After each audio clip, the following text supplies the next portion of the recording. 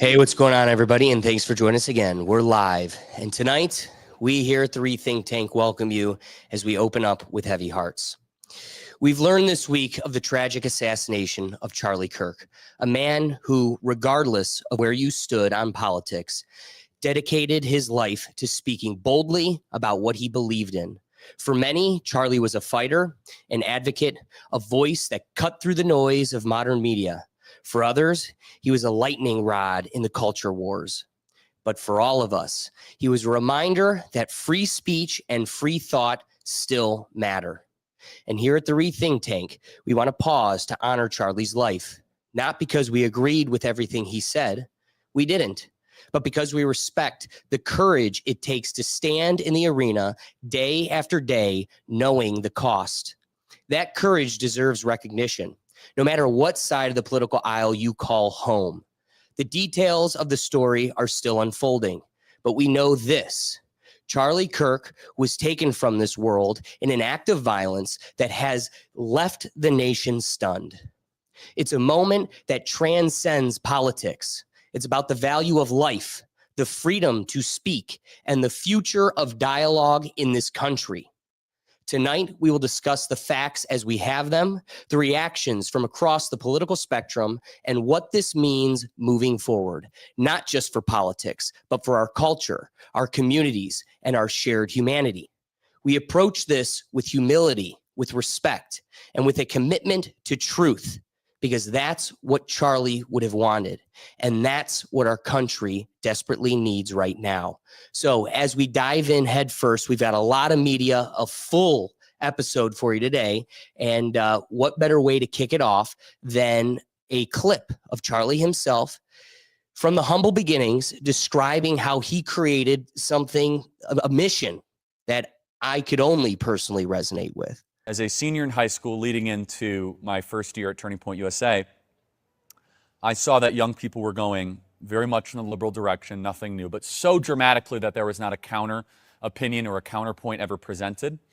And I had this crazy idea that conservatism can be spread and communicated in a much more appealing way than it otherwise has been, especially on college campuses. And I would go to campuses in 2013, 14, 15, with no money, no connections, no idea what I was doing, with literally just a card table, just arguing with kids. No film crew, just like arguing with kids. And I would get like one kid, that I would find a conservative. We'd start a Turning Point group from that. So it's like pure grassroots, right? Okay. I mean, it wasn't as if I was selected for this or there was some committee that thought it'd be a good idea. It was gritty. It was very hard to convince people of this. I'm an entrepreneur. And thanks to the Lord's blessing and His providence and His grace, we started to see it grow, and we started to see it start to gain some traction.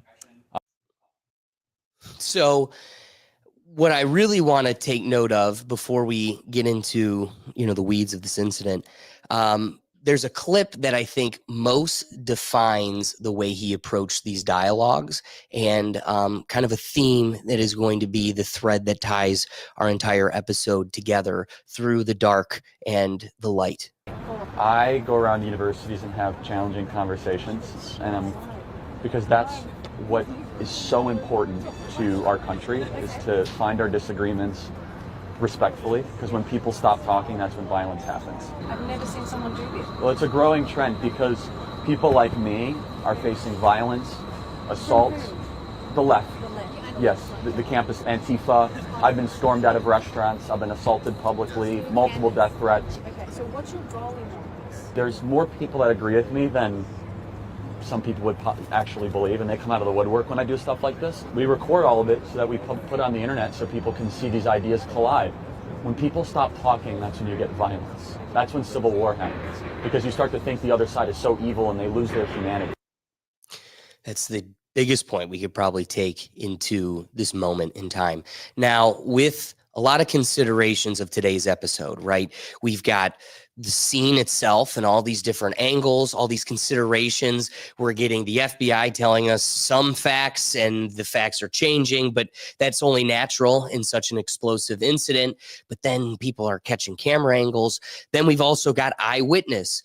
Then we've also got the reaction, the explosion that happens after it, the good and the bad. I think as far as the different avenues we could take today's episode to kind of roadmap your expectations, what I'd like to first do, and I think we owe it to Charlie because he won't be able to continue his voice on his own, is I have kind of selected some, and there's a good amount of them, but I have clips from Turning Point and just him going to like London and taking on major debates. And it gives you an idea of who he is. I think it's important for us to first lay a foundation of the guy who's at the center of this conversation, because there's all these different narratives of who he was and what he stood for. And more often than not, the best way to get an idea of who that is by hearing it from them themselves. So here's a clip of him doing one of his notorious debates. And it kind of goes, it's kind of a good kickoff into all of this, because he makes an acknowledgement that if you allow murderers to live, it's an insult to the victim, which I don't think is a perspective many of us thought of. You allow murderers to live, it's an insult to the victim.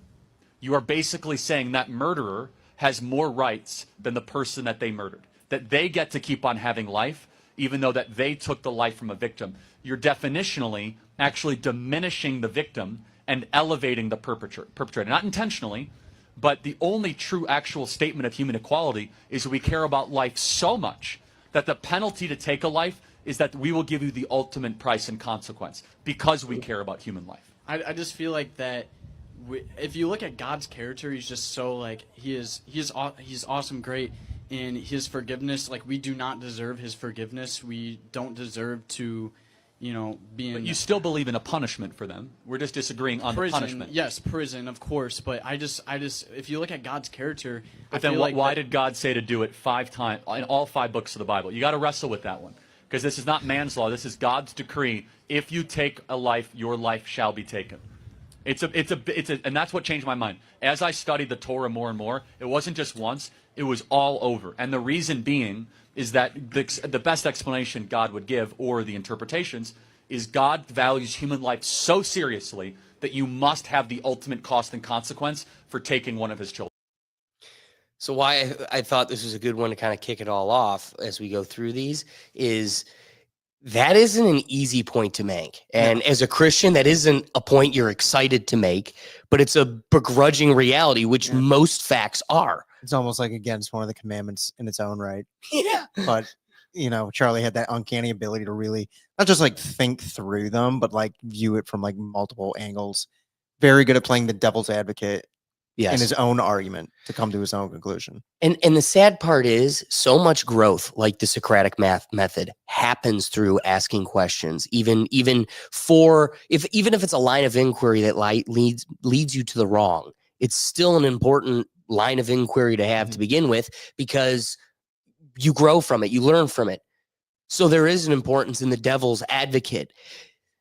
Him being a devil's advocate doesn't justify taking out the devil. And I think that also is the convoluted mentality that's infecting us right now.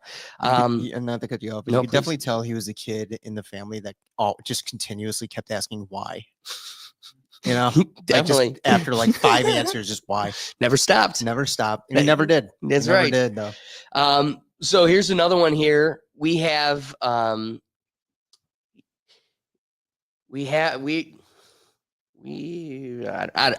just gonna let it speak for itself. People won't stop going into female locker rooms and stealing female medals and then penalizing people for not using the right pronouns. We are fine with live and let live. The trans alphabet mafia, they want to say live and let us rule. You must use our pronouns. You must allow us into your locker room. You must allow us into your sporting competition. If not, you're a bigot and we're going to penalize you. I don't care if you want to go wear a dress by yourself. Go ahead, knock yourself out. But if you're going to force me to use pronouns that aren't true, teach my kids things that are materially or biologically false, then we have a serious problem. And so I guess it's the most important question, and you know it's coming. What is a woman? I didn't see that coming. So I guess obviously we're going to disagree, like definitionally. A woman is somebody who identifies and performs with what society agrees with as a woman. And there's it's not a safe world for trans people. It's not it's not a safe world for those of us that criticize trans people. That's what And I mean. I disagree with that too. I think everyone should be safe. I don't think that anybody should have any violence shown against them. Like, Yeah, I categorically disagree with any violence shown against people. Like, all I'm saying is that, like, these people just want to exist. Okay, and we will exist in reality. The other thing that's really interesting about these clips is he takes on just straight aggression. That wasn't that clip, but what you're going to see as these keep coming is these all weren't just like cordial debates, but he never loses his cool. I want to point that out. So as we go through these, it stands out to you where it's just, he came in with a mission statement, which is a healthy debate. And he never let any demons unwaver him from that track. He was very resolute too in his beliefs. And I think that helps himself keep that like level-headedness. 100%. So here we go again, right off the bat, hostile, howdy Chuck. And then from the start to finish, leaves it with disrespect. Howdy Chuck. No one calls me Chuck. No. That's... I'm doing it. Okay, bad start. I don't want this anymore. Bad start. Okay. Got a lot of attitude, that's for sure. He's kind of funny. Were you in Ozark, or am I just losing my mind? You're losing your mind. Are you sure? Out of your damn mind. Yeah. Do you know Marty Bird? Oh my god. Blink if you know Marty Bird. So you're a big freedom of speech guy, right? Yes. All right. So I want to know your opinion on BDS laws. Are you familiar with those? I think some of them go too far. Are your First Amendment rights taken from you? I believe they are. Well, then someone should sue and bring it up to the Supreme Court if that's the case. Okay. Cool. Good to hear it. Terrible meeting you. What an awful. I don't want to overly generalize, interaction, but I just guess. like the nastiness of the left is so unbelievable. Like here we are, we're having a nice discussion. When I got It's here, just- someone I'm said- sorry. One person in your party actually said, "Let's escort her to the mental hospital." Well, maybe because you guys act like this. Yeah. I'm just saying, nobody's saying, you guys might be able to say it in your little chat rooms and discords to each other all you want. Nobody's saying let's escort Charlie to a mental hospital. So maybe take some of the outside perspective, reflect a little bit. Maybe you're the one untethered from reality, especially when you go dancing in tragic moments like this. But we're not even there yet. So again, as I indicated, people like to project who he is, define what he stood for, but nobody wants to actually listen to his own words. Here is a Christian who comes up to debate him, who's severely anti-gay, and goes to fight him on why he isn't anti-gay. And here's Charlie Kirk holding down the position of why he is not anti-gay. That's got to shatter some furries discord right there. Hey, Mr. Kirk, thanks for coming out tonight. I got a question for you real quick. Up until about 5 years ago when gay marriage was legalized nationwide, the conservative movement has been explicitly pro-traditional family. Now, both you and your organization advocate for the acceptance of anti-Christian, immoral lifestyles like homosexuality and transsexuality, going as far to invite drag queens like Lady MAGA to your events. It seems to me and anyone who's paying attention that conservatives just believe whatever liberals believed 5 years ago. Right now, there's a push by the left to normalize pedophilia by way of child drag queen shows and... Oh, excuse me. Phone shut off. Excuse. Go back to your notes. That's probably where you saved it. You got to like push double tap and then go over. Right now, there is a push by the left to normalize pedophilia by way of child drag queen shows and rebranding pedophiles as minor attracted persons. 5 years from now, will you be promoting child drag queen shows? Will child abuse become part of the conservative platform? Boy, that's a slippery slope fallacy if I've ever seen one. First of all, I've never invited a drag queen to come to any Turning Point USA event. I was at Politicon, and an individual by the name of Lady MAGA came up, and I took a picture, and she walked away. Secondly, let me ask you a question. Are you a Trump supporter? Yes, sir. So are you a proud Trump supporter? Of course. So are you sickened that he had a gay man speak at his convention? Yes. Then you're not a Trump supporter, my friend. Thank you very much. Let me ask you another question. Should he return the money of Peter Thiel, an openly gay man who supports his campaign? No, if it helps him strategically, Okay. sure, he can. Should he stop talking to Tammy Bruce, who's an open lesbian that's a Fox News contributor? If it's affecting his ideas, then probably, yeah. Okay, so you say you're a Trump supporter, yet you have all these issues and these disagreements with him. Let me be very clear about my position. My personal position, I'm a Christian first and foremost, then an American, then a constitutionalist, then a conservative, in that order. I believe marriage, biblically, if we want to have a biblical and theological discussion, as articulated in the greatest book ever to exist in the history of the world, the Holy Bible. Marriage in the Holy Bible is one man, one woman. I also do not believe in the sort of rhetoric that some people engage in, that all of a sudden that they say there's no place for gay people in the conservative movement. I do not believe that. That's not conservative. And let me ask you a question. Can I ask you a question then? Sure, go for it. So, the American family, liberty, freedom, the Constitution, our history, veterans, that's what we're conserving. I'll get to you later, though. Don't worry. So let me ask you a question. What if you had your way? What would you do with gay people in America? What would I do with them? I wouldn't. Yeah, because they're not allowed in the conservative they're not going movement. away. So would you just kick them out anytime they show up at a Republican Party? If you were in charge, like what would you say? You can't be part of the Republican Party. If somebody is advocating for being openly homosexual, yeah, they should not be part of the conservative movement. So, I just want to go through the list. Guy Benson, no place in the conservative movement.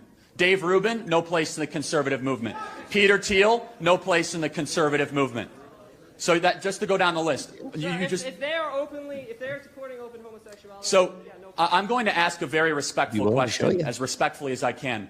I'll take your word. What does what they do in their private life concern you so much that you have to go up in front of a crowd? And it is against God. That is so. Let me ask Are you a Christian or not? Do we live in a theocracy? Yes or no? No. Do we live in a theocracy? You said you're a Christian. I am a Christian. And do you know what? And guess what? I will say this. Part of being a Christian is appropriately interpreting what the theological says for the individual, but also means to be long-suffering and patient and loving and kind. Jesus Christ talked to all people. Jesus Christ went and did his ministry through Judea and Samaria, and he had dinner with tax collectors, and he had dinner with prostitutes, and he did his ministry in every part of the Mediterranean. What it means to be a Christian, my friend, is to be open-minded but firm in your beliefs, so you can have that belief. But if you say there's something inherently wrong with communicating or associating just because they make different personal decisions than you, sir, are not a conservative. Thanks for being. So again, I pulled it a little quick because, again, I'm eager to jump in. The question here is, where's the hate? All I saw is someone, one, viscerally defending gay rights, which should shatter all the narratives of the left who justify the mental infection they got going on of hate. You can make an argument he did it better than how the left protects gay rights.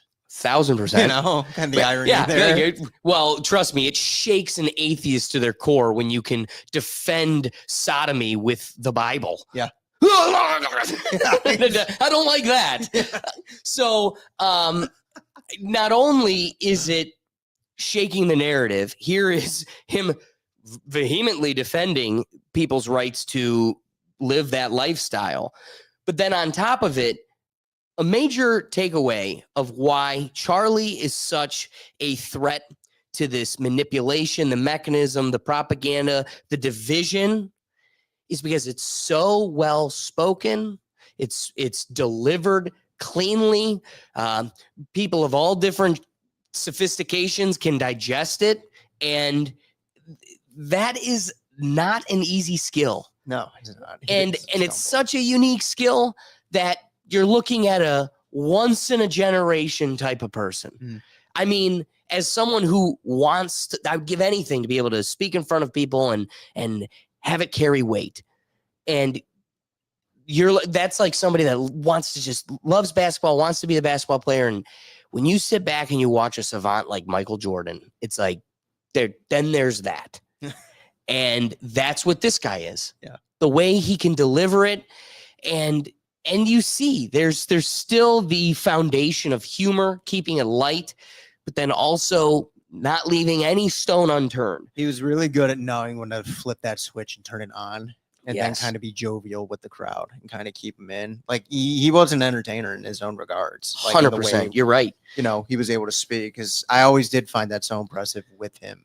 Is you never hear him like stumble over his words, or kind of like ever be like like he would never do that. Right. No, as you know, for as like as often as he was speaking, and for as long as he'd be speaking in front of people, like at a given duration, you know, really confident in his ability to speak.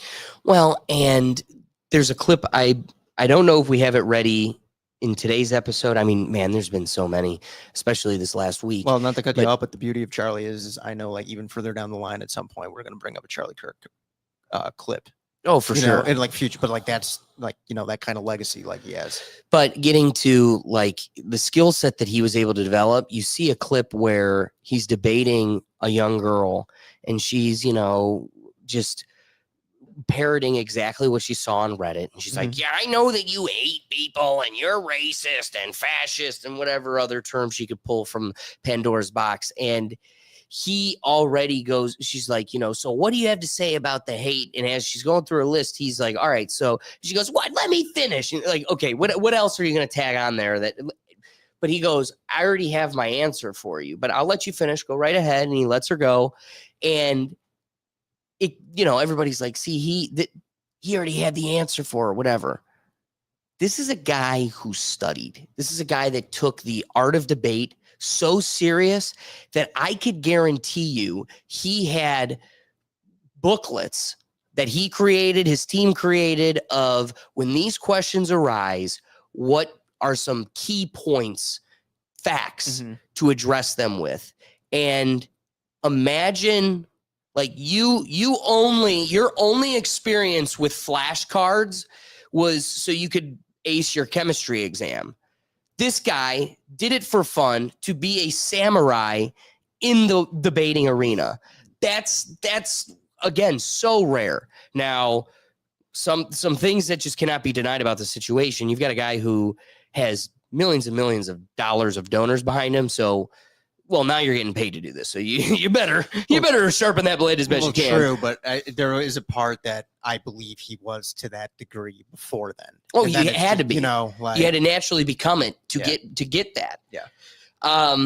So keeping it going, here's a cordial debate that he does a great job of it's not easy. No, it's not. See, No. Look at facilitating, and you've got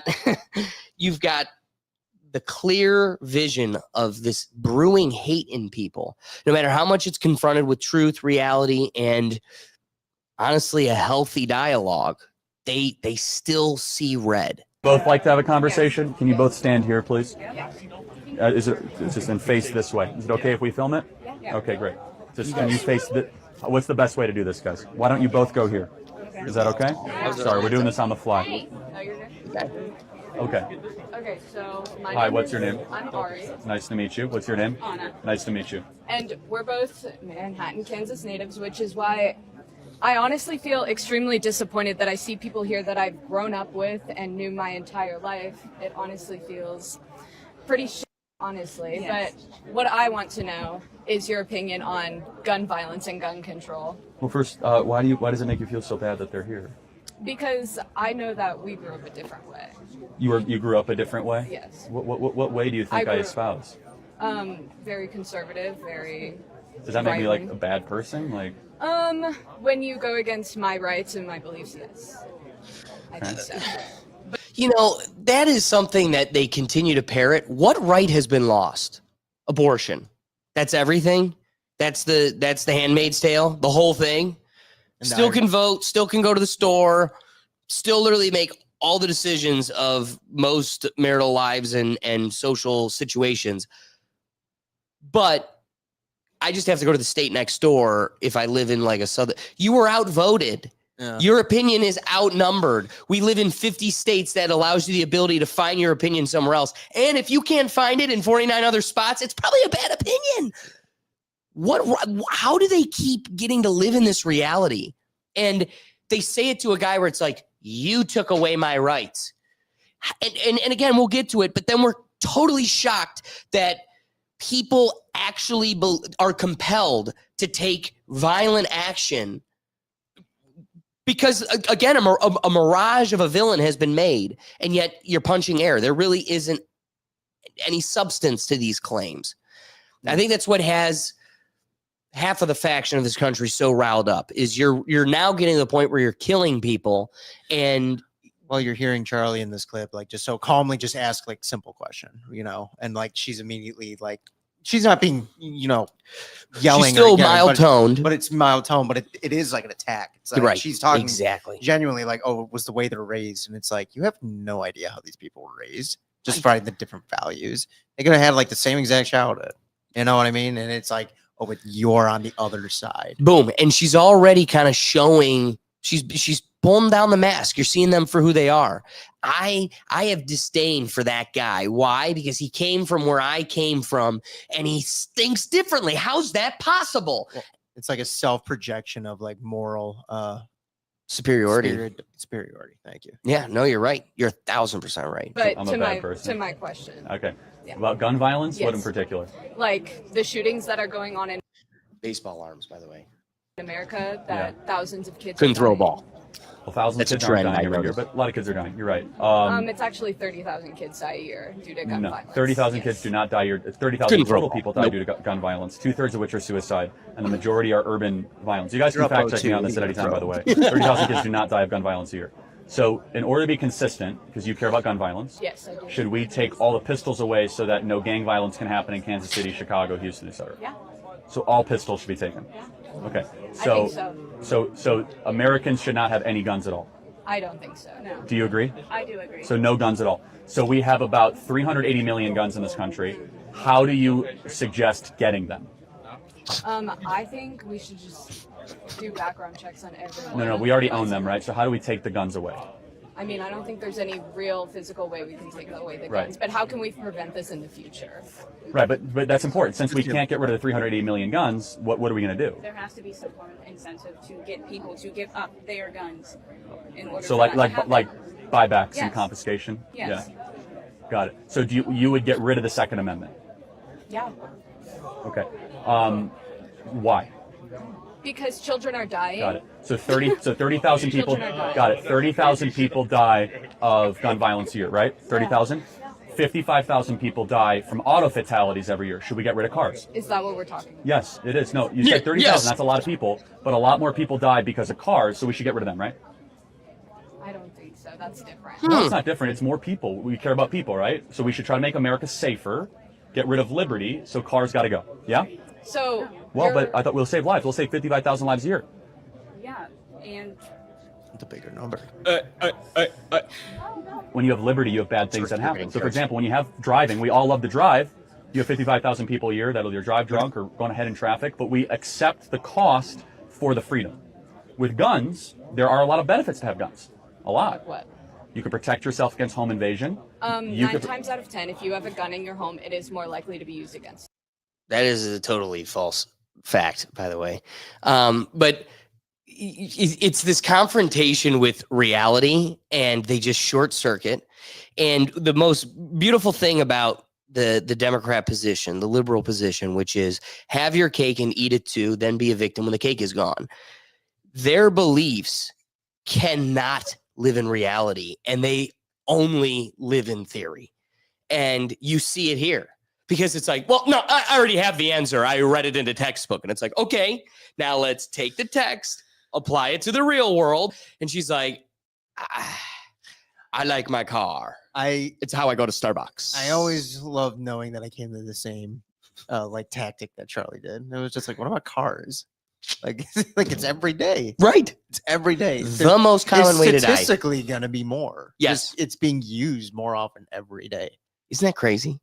But no, honestly, no, it's not. No, it's crazy that and it's not the okay, number's yeah. I still see what you so mean. livable. Yeah. Like this number dwarfs drastically the gun violence that they so desperately harp on. And yet, well, it'd be absurd to consider we need to have cars. Not only that, but like if you think of like again, like the statistics, probably in a year of like gun deaths, how many are from like people unaliving themselves? Right. Like what portion is that compared to like vehicle? It's like no one's unaliving in a car. Like That's that's usually fair. just like an accident or something, you know. I'll give you Horrible, that. but you know. So moving on to another clip we have here. This one has really been taking the internet by storm in the wake of it all. This is, we'll call him, I don't know, Timu Jussie Smollett. Charlie, how are you? Good. Okay. Okay. So I'm gonna give a little bit of a backstory on myself. I'm Jaden Clark. I'm a student here, freshman. What did his shirt say? Not his shirt, not Charlie's shirt. His shirt, yeah. Jussie Smollett's.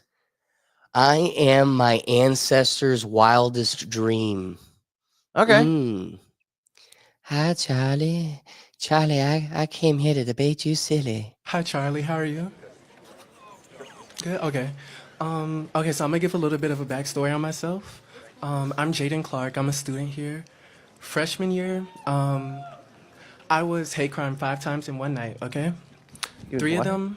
Hate crime by Trump supporters. What happened to you? Okay, for one of them, I was just walking, and then I see this truck full of 4 white men pass by me, MAGA apparel, everything, you know. And then, Did they say this is MAGA country?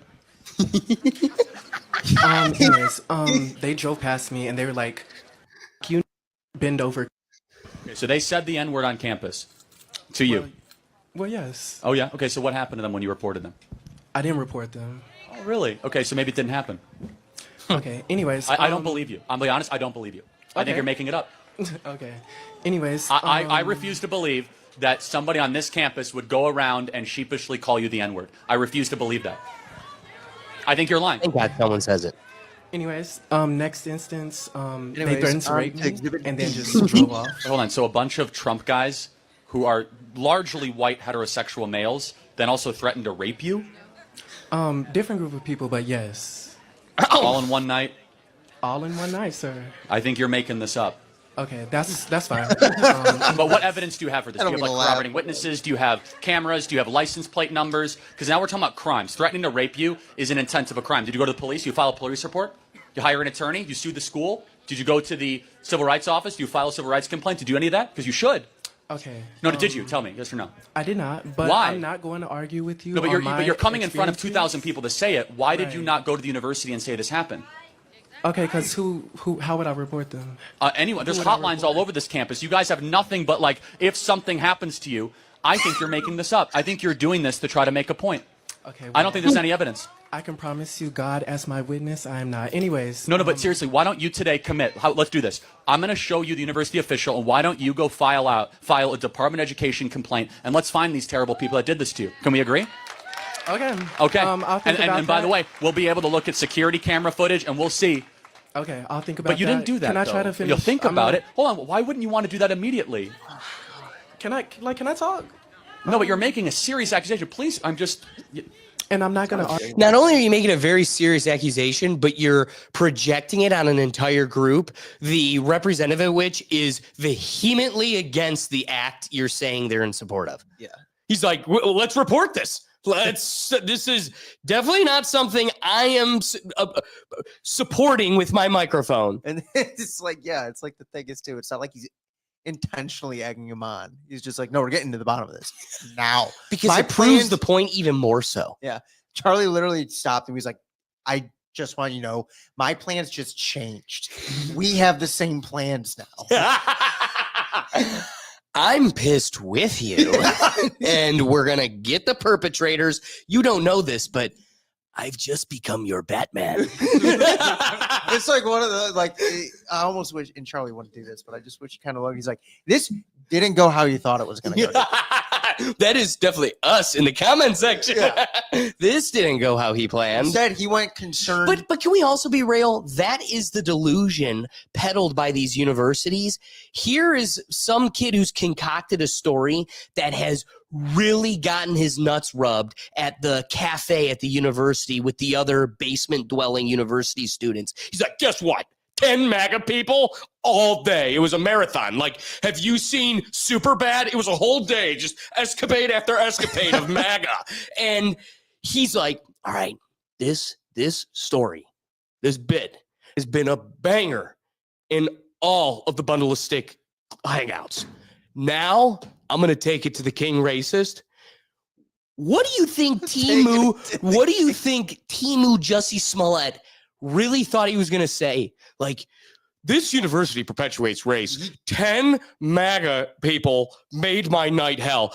Charlie, good. Yeah. What did you think he was going to, like, that's what you think he is? And then why does it not shatter the fictional reality you live in when he goes, I am your Batman, and we're going to get that Joker? He genuinely thought Charlie was going to grab the mic and say, "This is MAGA country." Yeah. Like, instead, he used it as a bit. That was even funnier. Did they grab you and say, "This is MAGA country"? That sounded more believable than his story.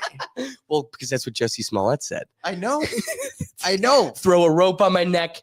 This is MAGA country. Well, listen, we're not even halfway through Juicie's story. I'll argue with you about my personal experiences. Anyways. It didn't happen, man. Okay, that's cool.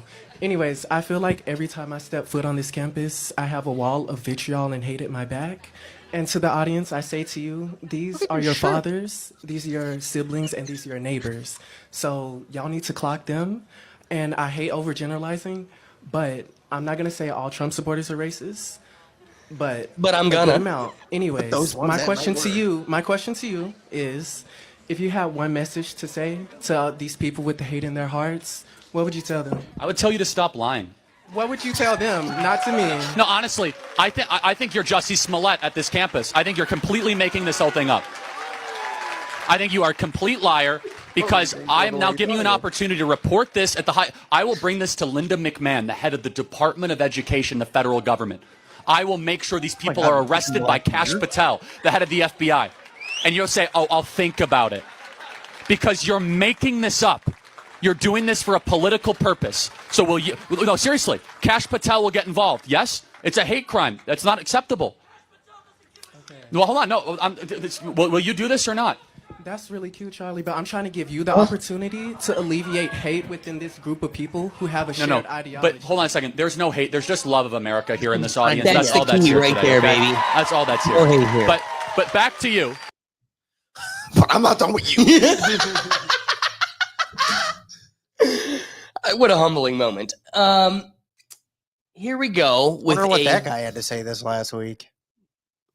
Sure wasn't disappointing. Sure would have been like, this is the second worst thing since that one night that I told him about. Yeah. So here's Charlie. You mostly get acquainted of the clips with him taking on these students at universities, but he also took on pretty grand and formal debates. Here's a formal debate he did in the UK against university students, and the ability to control the room in not only a foreign environment, but a totally foreign arena. The whole room stacked against him, and he dominates the whole place. 1,000 pounds right now. If you could tell me the U.S. citizen that was deported under Donald Trump, you said that twice. Yeah, the U.S. citizen that was deported under Donald Trump. Can anyone tell me 1,000 pounds? I'll give it to you right now. Yeah, name? Wrong. Not a U.S. citizen. Citizen El Salvador. Anyone else? U.S. citizen deported under Trump. Nope, that was a lie. You should know better than that. You go to Oxford. So that is a correction. Number two, can you tell me when it comes to Charlottesville, something that you said when Donald Trump said that there were people on both sides? Oh, this one. He was actually talking about the statue debate, not what you said. So that's a hoax. That's line number two. Oh, yeah, you said that somebody over here said something about Pete Hegseth being nothing more than a TV host. You should also mention that he was a service member of the military. Nope. Sorry, I'm going to talk uninterruptedly. Thank you. Service member and was a decorated war hero. Funny you didn't mention that.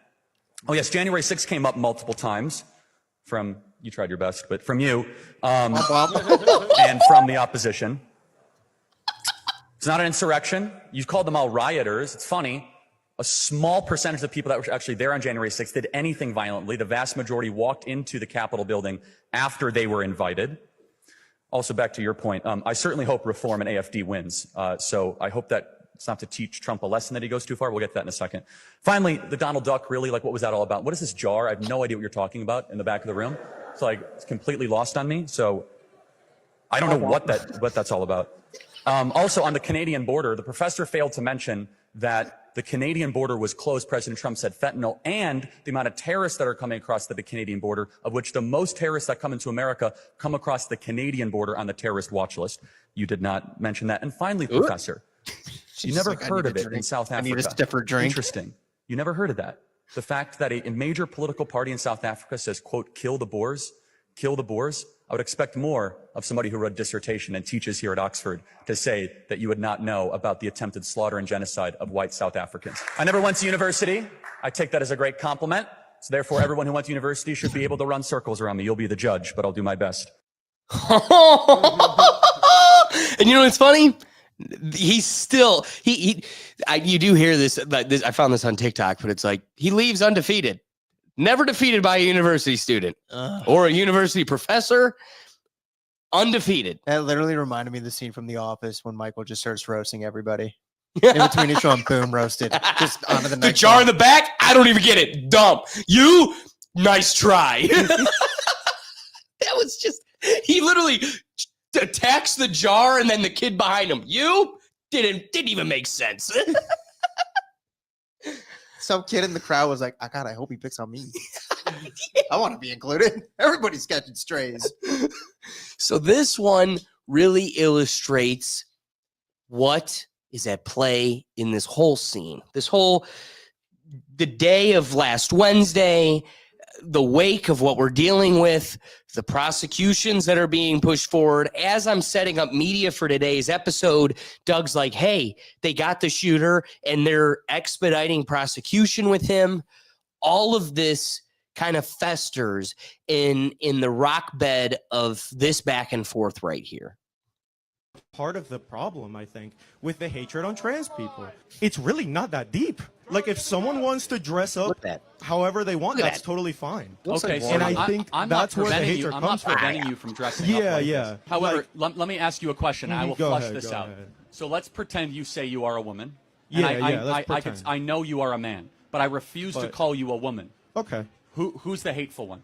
I would say you are. I mean, I wouldn't. So I you're wouldn't going to appreciate force it. me and I'm shame not me? forcing No, you hold to on a do second. anything, man. I'm the hateful one. It's really just like common courtesy. It is never Is it that much common effort? courtesy to lie. You do Okay. not become a thing just because you say it, you are the thing. So- And guess what? Nobody in the history of the species that was born XX or born XY and transitioned is able to change their chromosomes. Every Yeah. one of your cells is coded either XX or XY. But And it that's is an where- insult to women everywhere in this audience and across the country that's saying that you could just wear makeup and dress like a woman, undergo surgery, that you magically become a woman.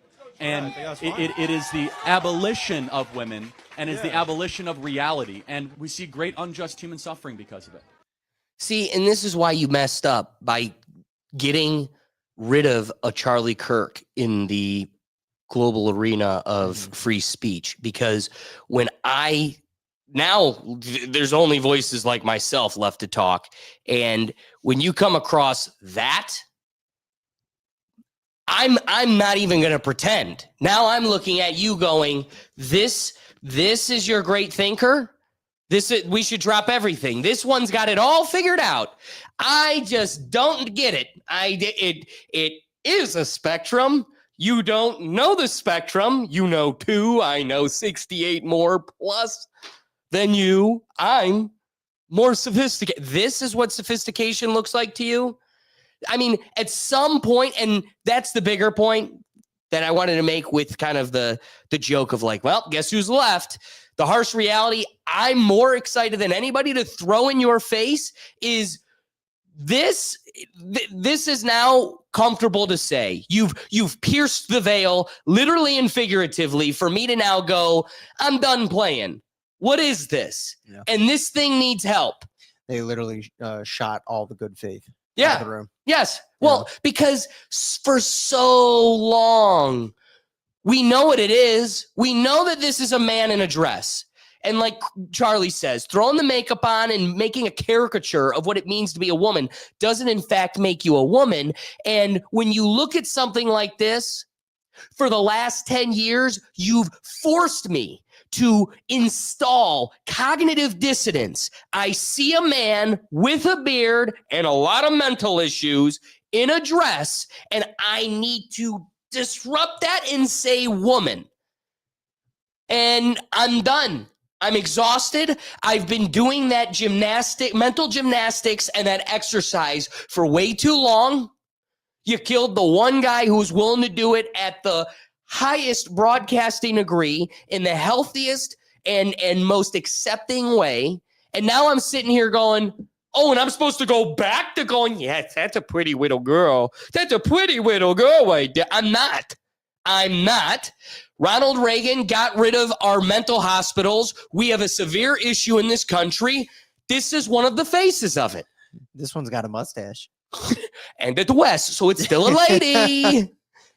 Armpit hair is feminism. Yeah. So, okay, this is a guy that doesn't know Charlie, clearly never went to continue to listen to Charlie, and goes, you're the problem against trans. And you could see through the chat rooms, through the universities, through the propaganda, some character who just simply stands against the tide has become the face of all their victimhood. You are what stands between me and prosperity. So moving on a little bit more, we've got a father-daughter bond. You know, one of the biggest heartbreaks of the situation is that you took a father. This is the amount of sick people talk shit, get hit. You encourage violence, get violence.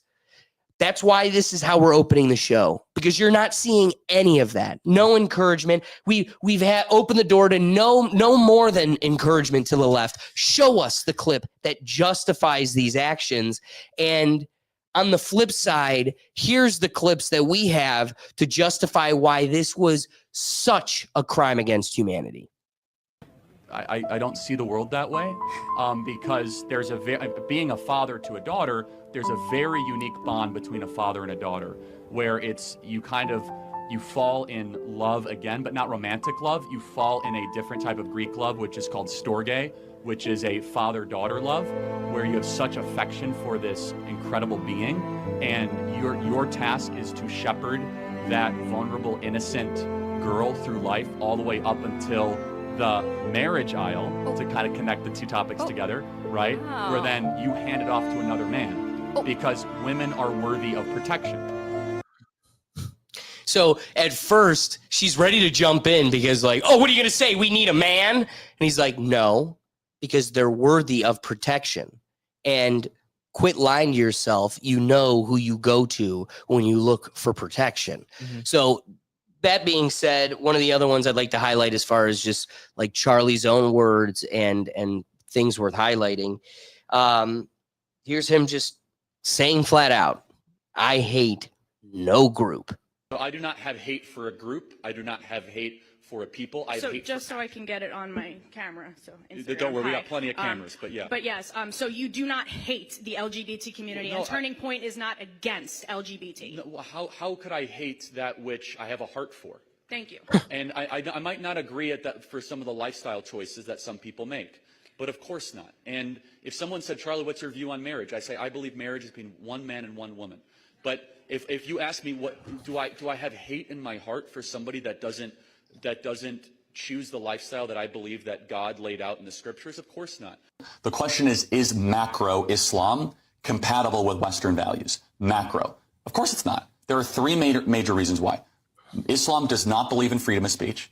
Islam does not believe in freedom of religion. And Islam does not believe in separation of mosque and state.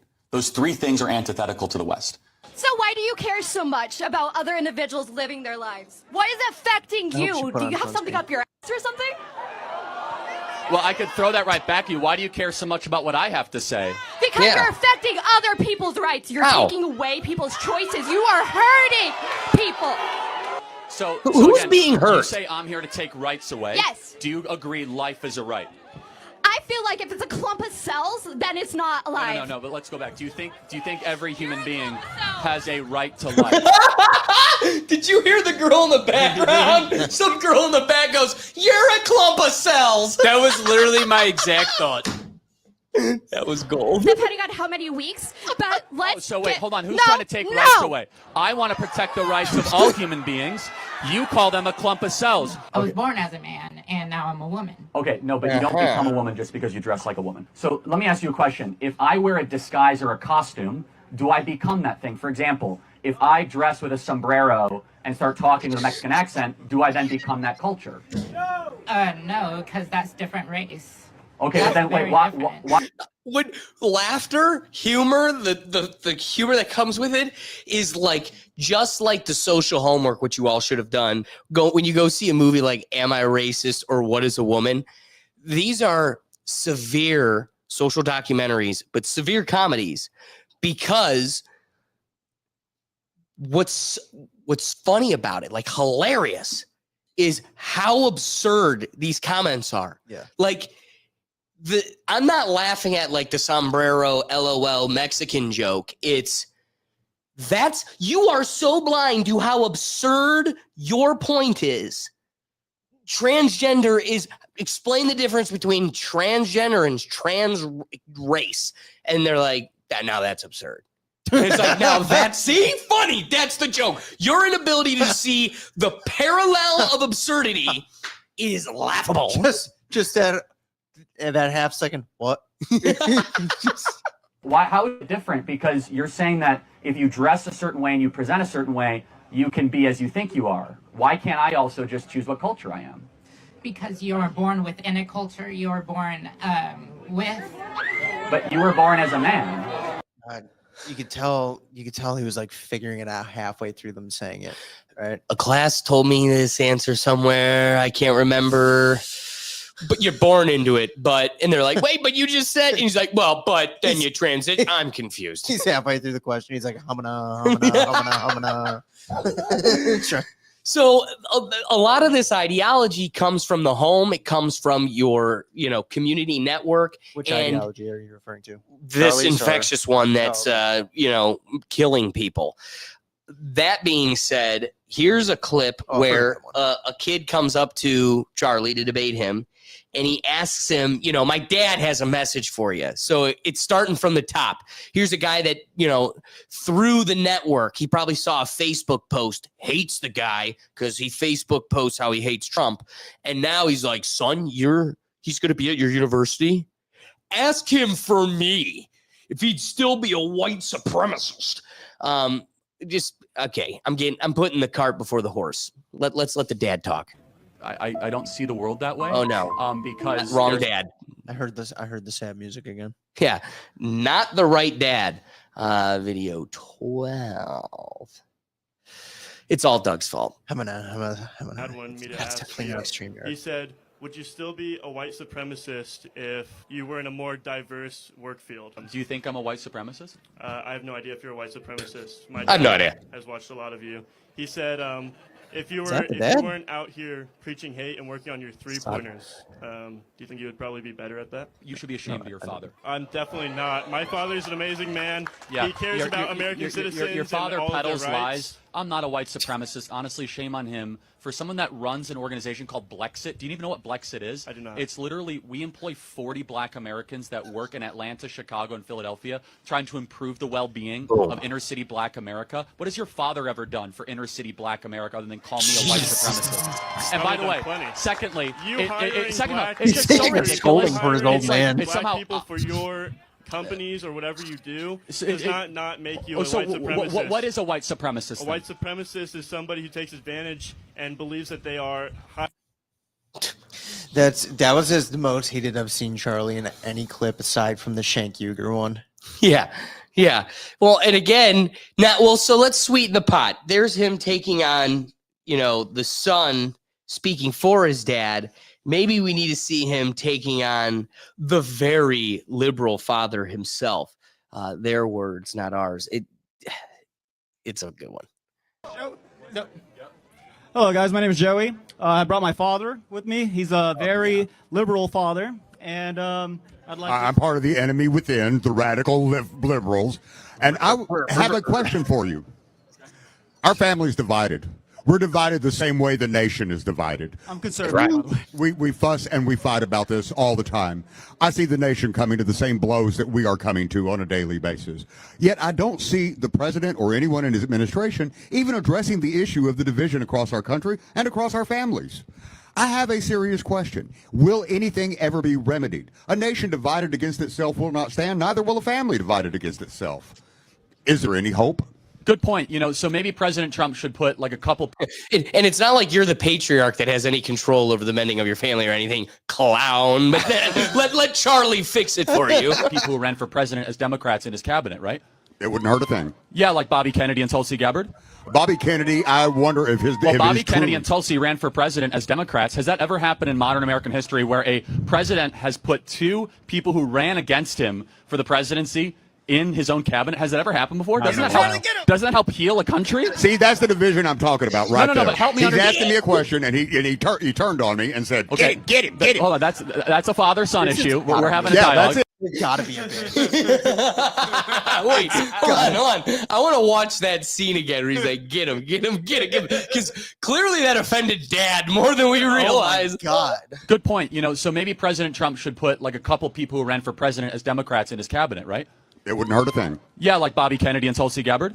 Bobby Kennedy, I wonder if his. Well, if Bobby his Kennedy true- and Tulsi ran for president as Democrats. Has that ever happened in modern American history where a president has put two people who ran against him for the presidency in his own cabinet? Has that ever happened before? Doesn't that help heal a country? See, that's the division I'm talking about right No, there. but help me He's asking me a question, and he turned on me and said, Okay, get him. Hold on, that's a father-son issue.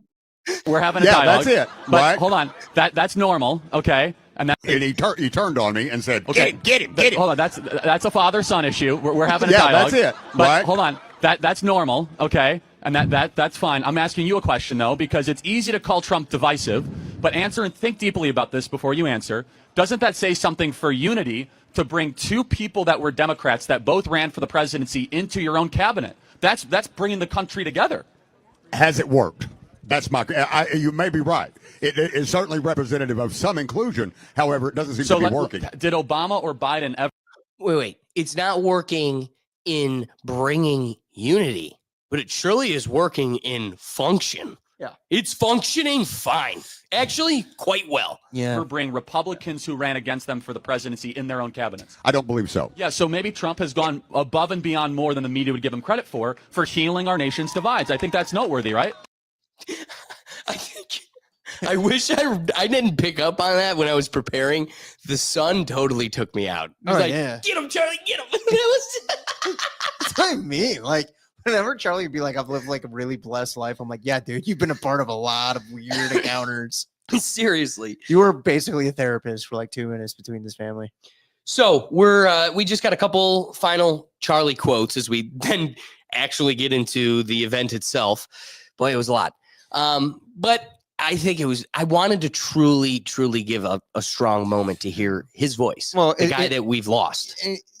In this most recent week, you haven't really heard much of that. I mean, again, we're going to get into it, but I think. But it's been nothing but that noise we're going to get into. It's such an exhaust on it. So where it is kind of refreshing to like, I mean, these are some classic Charlie clips from over the years, and it's like. The perfect way because here's what I'll say, and we're going to get to it, and maybe I shouldn't jump the cart. But when I spend a week sobbing, and I'm not sobbing over specifically Charlie, as much as just the principle of a lost innocence and what this means for our country at this moment. Right.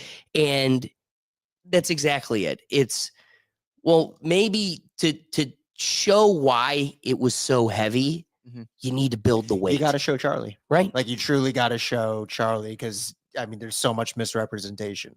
And you're seeing a lot of it this week. And then you're seeing the other side of it. But it is good to see like that, just like, this was him. This is the first clip you showed of him. I went to college campuses and I put a table in front of me and talked to people.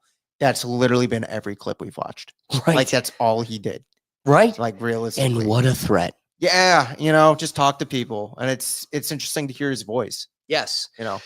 So like I said, just a couple final clips here. This is the one debate. This young lady he debated multiple times, once at a university and then also on like the Jubilee where they take on like 100 people.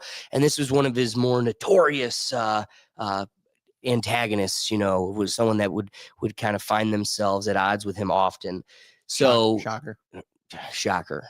And again, it only comes with the territory, but Kirk, this country is diverse. You can't just say the pursuit of diversity is compromising excellence. Diversity literally just means difference. This country is 13% black, it's 14% immigrant, it's 1/5 of every person in this country is Hispanic, it's 7% homosexual, and 50% of the country disagrees with you. Okay, Diversity is America. You cannot say all of that is true. You practice what you are preach. America first if you do not care about half of America. I care about them so much, in fact. You care about them so much that you Hold don't on. want to give them I didn't interrupt you. access I care to about equal rights. Well, hold on. No one said rights. Hold on a second. No. I care about them. It's equal rights. It's Naima, equal let me access. finish. Let me finish. Now, who's interrupting who? I care about them so much. I want the only thing that they're ever judged on is to be their character or their competency, not their skin color. Okay, so you want it to be a meritocracy. You want it to be so let's talk about a meritocracy. Okay. What experience does Kash Patel have to run the FBI? He has amazing experience. No, In he fact- No, he doesn't. And of course it continues, but the main thing I wanted to highlight in there is they love to continue to hang him for a lack of diversity, and yet they need to create safe spaces that shelter themselves from diversity of thought. I mean, that it's absolutely absurd. It's really the rules for thee, but not for me. Yes. Well, I'll draw lines physically, but ignore the differences of our ideological differences. That way, it allows me to judge you, prejudicially judge you on your intellect or your ideology. So last one here, something that continues to be. Oh, actually, no, I almost skipped one. What the heck, Will? I'm going to do one more before we close out with the last one. So He said, "What the heck?" Well, like I confused him. I got He in the way. blames everybody else. I got in the way. Sorry. So Welcome to my world, Will. Well, it's always Doug's fault. Doug's here, by the way. If you hadn't just heard him finally. He has no opinion. I mean, He's chilling on the when camera do I zone. get a chance to chime in? I mean, We'll chime in. We've had plenty of things to talk about. He's been yeah, killing but it on by the the time camera I zone. go to say my thing, Yeah, one he's of you been two doing have good with already the brought it camera, up, so. So here's him being addressed about some of the rumors. You know, I saw a YouTube thumbnail of you saying you're a bigot, and you know, he handles it perftly. I just wish you would say something like that's a big word for you, ain't it? We I've do seen that. this one YouTube thumbnail that says Charlie Kirk believes that TikTok is turning children trans. Do you agree with the statement? It is helping turn kids trans. Yeah. TikTok is playing a role in making them think that they might have gender identification issues. This is Chloe Cole. She's a detransitioner. In my experience, I learned about transgenderism through the internet at roughly about the age of 11 or 12. And I mean, it captivated me. I had body image issues, and it felt like I found the explanation for as to why I felt so different from the women around me. Social media in general led you to believe the wrong idea, and that in turn what made you go down a path that maybe wasn't right for you. I mean, it's beyond not right for me. This has left permanent effects on my body. I might not be able to have children. I don't have my breasts anymore. I have complications from the puberty blockers, the testosterone, and the surgery. That's 3 correct. years after I've stopped taking all of them. I'm very suspicious about, okay, but I understand. Are you calling her a liar? No, but I am saying that I'm pretty sure a mastectomy, that's not in the trans guidelines of how people should transition. Oh, it is. No, it's 100% is. Look at It's in the WPATH guidelines. guidelines that came out last They've been lowering the age guidelines for years. I'd like to say that you're wrong about about trans people being indoctrinated. So, about my case being a fringe case, I mean, I've met hundreds of other detransitioners, some even younger than I was, and have come out of it with trauma that they're left with for life. Sterile, without parts of their bodies. Sacrificed at the altar of alphabet folks. I just wish one of them would call that kid a dork.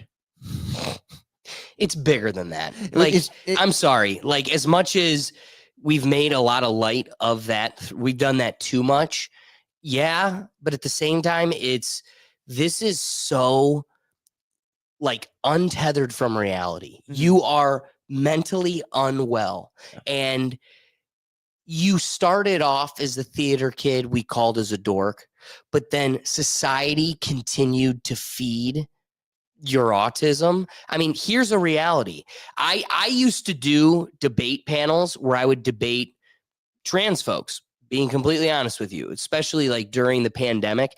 I'd go on these boards and I'd debate these trans folks, and they would mobilize. You know, they find themselves to be a victim now when they're being fired for, you know, wishing death upon people.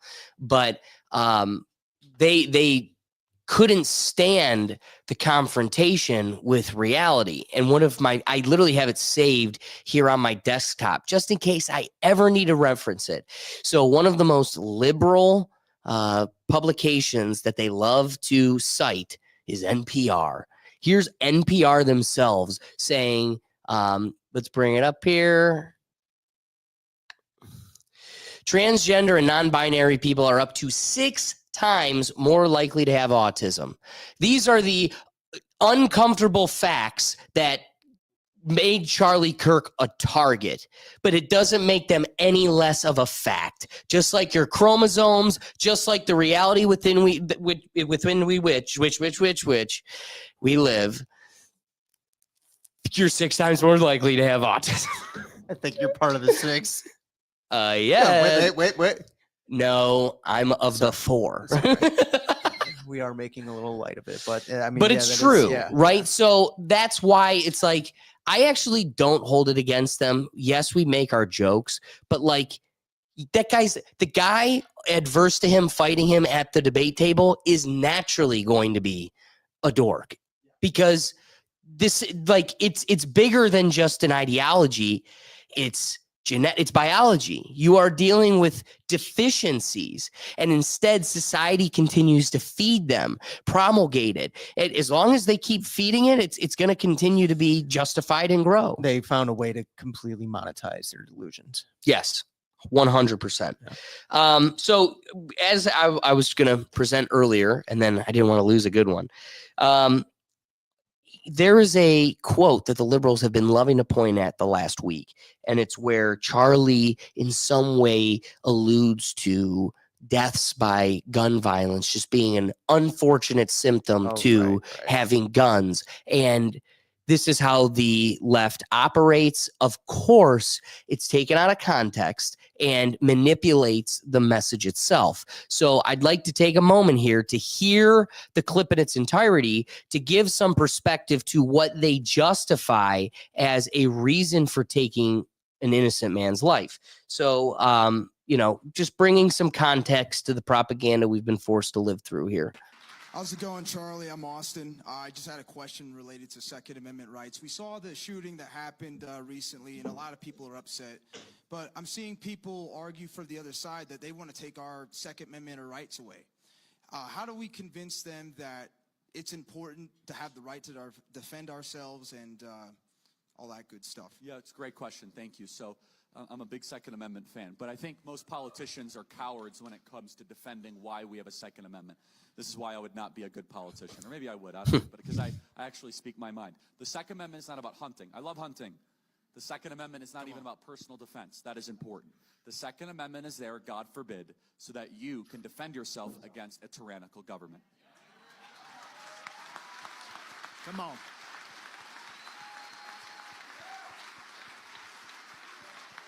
And if that talk scares you, wow, that's radical, Charlie. I don't know about that. Well, then you have not really read any of the literature of our founding fathers. Yep. Number 2, you've not read any 20th century history. You're just living in Narnia. By the way, if you were actually living in Narnia, you would be wiser than wherever you're living, because C.S. Lewis was really smart.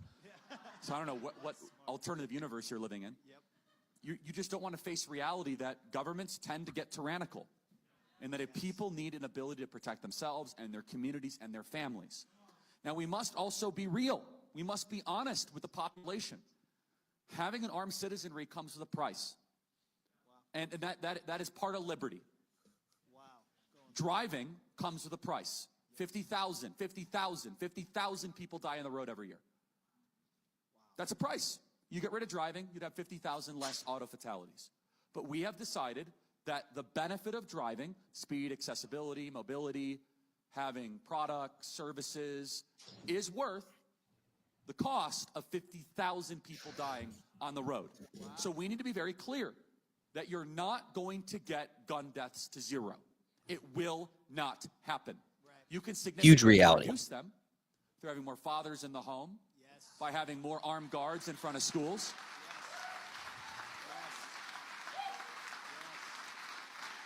We should have an honest and clear reductionist view of gun violence, but we should not have a utopian one.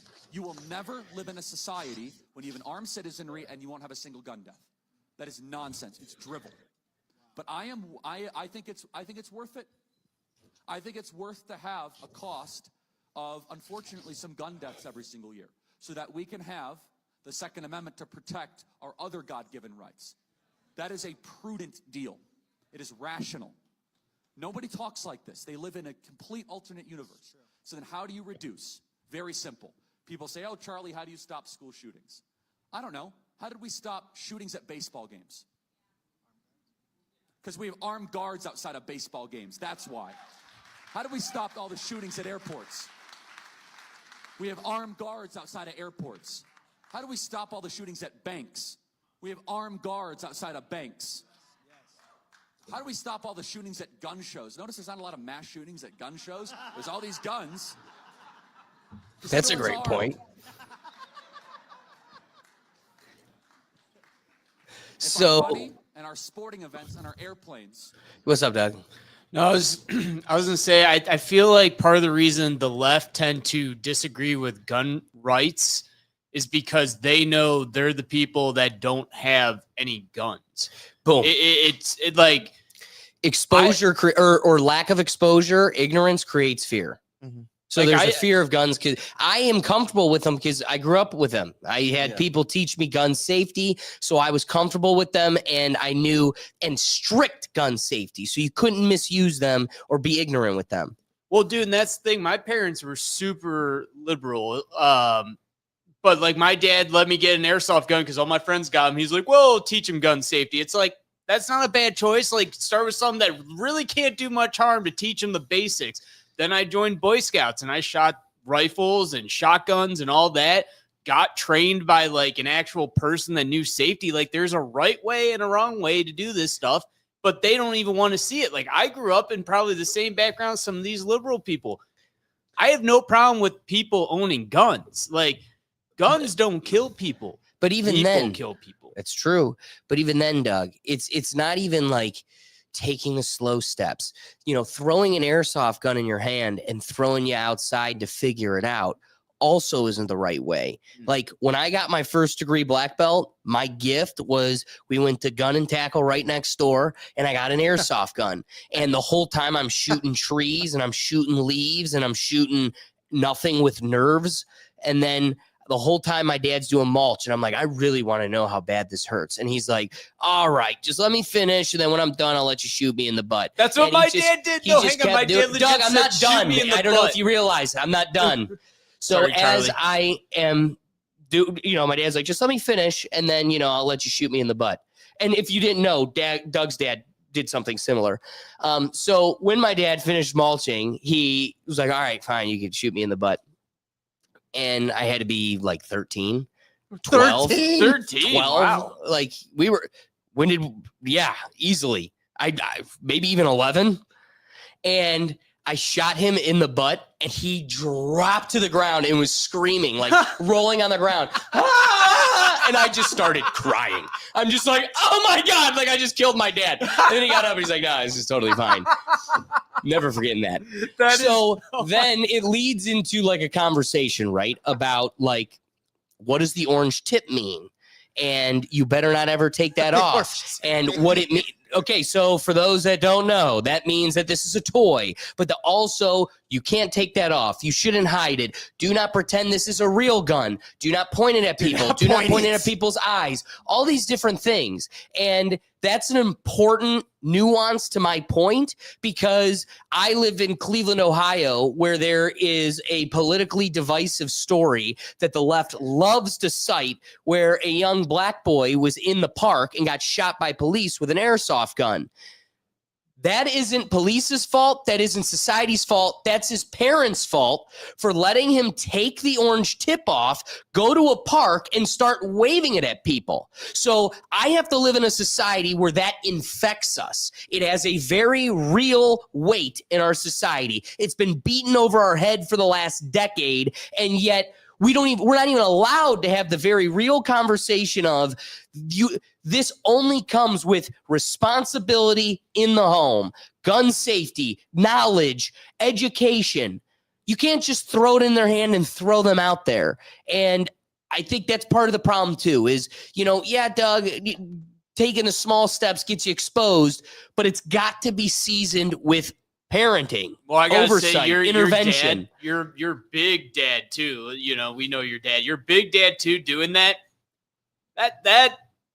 I'm glad my dad didn't do that to me. Like my dad taught me the base. Don't put it yourself. Put it away. Wear safety goggles. All that. Like he did what you can do with He had me shoot him just to see what it felt like. But we did it from distance. He went, okay, that stings. I would have been terrified if my dad did what and your dad's so big, you got to almost be thinking as a kid, this can't hurt him. He's so big. Oh, he dropped. And I was like, oh my God.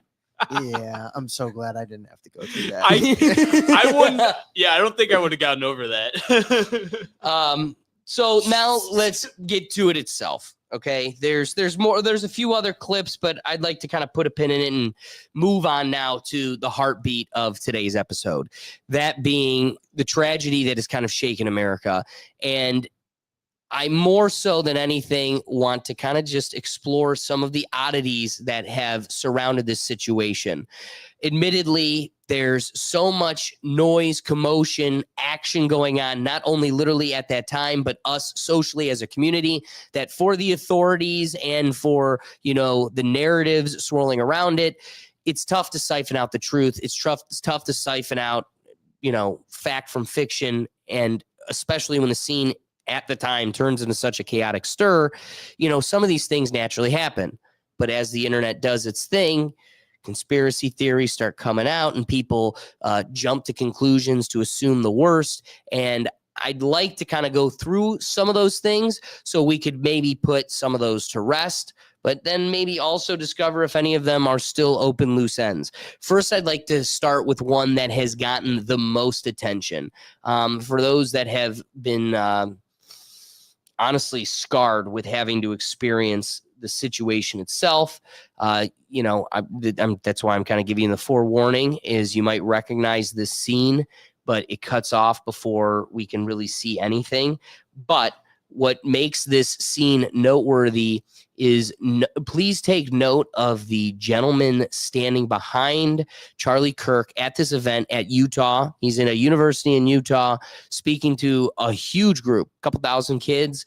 And right before the moments of tragedy, these security looking men, but not in official clothing, start doing weird gestures.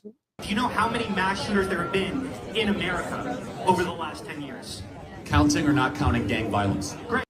Now that's the moment. So if you notice here, I want to just point out first, look at the man in the white hat, grab his hat and then touch his cheek. And then it goes to the man in the black shirt. He kind of wipes his arm. And right as he does that is when tragedy strikes. So, of course, everybody's kind of jumping to the worst. I really haven't gotten any answers as far as the guy in the white is concerned. But I do want to point out, here's a video of Charlie doing one of his classic debates just a few weeks prior to this. And I think the gentleman in the back, at least definitely the guy in the black, I think is a dead end. Because if you notice, the lesser, these are all Christian values. So people are like, look at this. What's he handing them? What's he doing here? It's like, May or may not be suggesting. it doesn't matter. That's clearly his security. And I'm pretty sure, not to cut you off, but I'm pretty sure the other guy is like a mentor to Charlie or something in that capacity. I could see that because there was another clip. I didn't want to bore you for 3 more hours on top of what we're already going to do. So I had to cut some things. And there's a video of the guy in the white being approached prior to the event. Like as people are filling in, he gets approached and people are like, what's with this? And people are kind of like slipping him things. But then immediately after, people are going to him for autographs. Yeah. So clearly he's somebody. He's not like if I were to guess, he's probably like an organizer of the event. Could be. Like, kind of like scoping out. Listen, he's inside the fence area. He's clearly someone within the program. Right. Now, could he be a plant? But come on, that's so extreme. Charlie wouldn't bring people within his circle that he truly didn't trust. It almost seems it would almost be too coincidental. Right. That it would be that glaringly obvious. Oh yeah. That the two people right behind him basically give like the steel third hand signal. So I'd like to, here's a weird one. I fail to give it any weight yet. Won't be surprised if it actually does turn into something. But one of the things I wanted to at least raise that has the internet in a stir, and I got a series of them. I got 3 here. There's a series of videos where there seems to be people catching clips of a drone.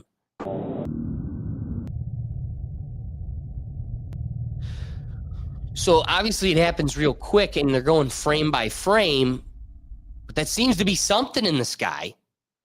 And you're like, okay, but it's blurry and it's kind of, whatever. So you don't tend to give it much weight, but it seems to come up in multiple videos. So here's another one.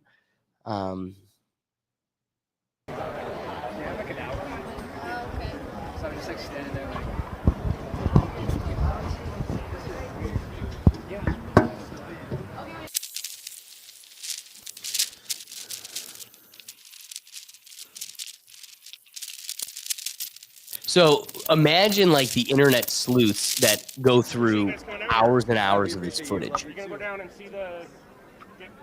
And there it is. So real quick, I have 2 thoughts on this. So A, for them to go through all the video, they probably had some sort of AI or video thing looking for something moving in the sky or something, like, because I find it hard to believe someone would be able to go through See, that's where I IRL. disagree. I think the human hive, it takes one person to just go, I'm dedicating myself. Dude, think of percentages. It's less than 0.1%. One person to just go, my thing, my little ant job, I'm watching every minute of this frame by frame. So, Alex, with that point, then, it only takes one person to create an AI video of something and spread it out through all their ghost accounts. So with that same logic. Thank you for raising that, because that's an extremely real possibility that we need to be cognizant of. And that's why I kind of, to go with your first point, like that's why I'm not giving this a ton of weight because of that. Oh yeah. You know what I mean? But it is, this one, that looks like a bird. That is a bird. I swear I saw some flapping. I was like, it's definitely a bird. Now it's the classic conspiracy theory. All the birds are cameras. Oh, the FBI. Yep, they're all surveillance. Oh, you haven't heard that one yet? No, you haven't gone deep enough on the internet. And then this person too walks towards the gunfire. No, nothing's happened. Oh yeah. Okay. Yeah. Oh yeah. Whoa, Everyone else like, ran. Alex, He walked towards it. That's a real guy right there. Most people run. You run towards the gunfire. Respect. Yeah. No, for sure, Doug. For sure. For sure, Doug. I mean, I'd definitely be one of the people running away. You definitely not go towards Doug. I could see Doug grabbing his arms and heading into the fire. If it was you on stage, Alex, I would run towards. That's right. God bless. That I am confident. I believe. Here's one more.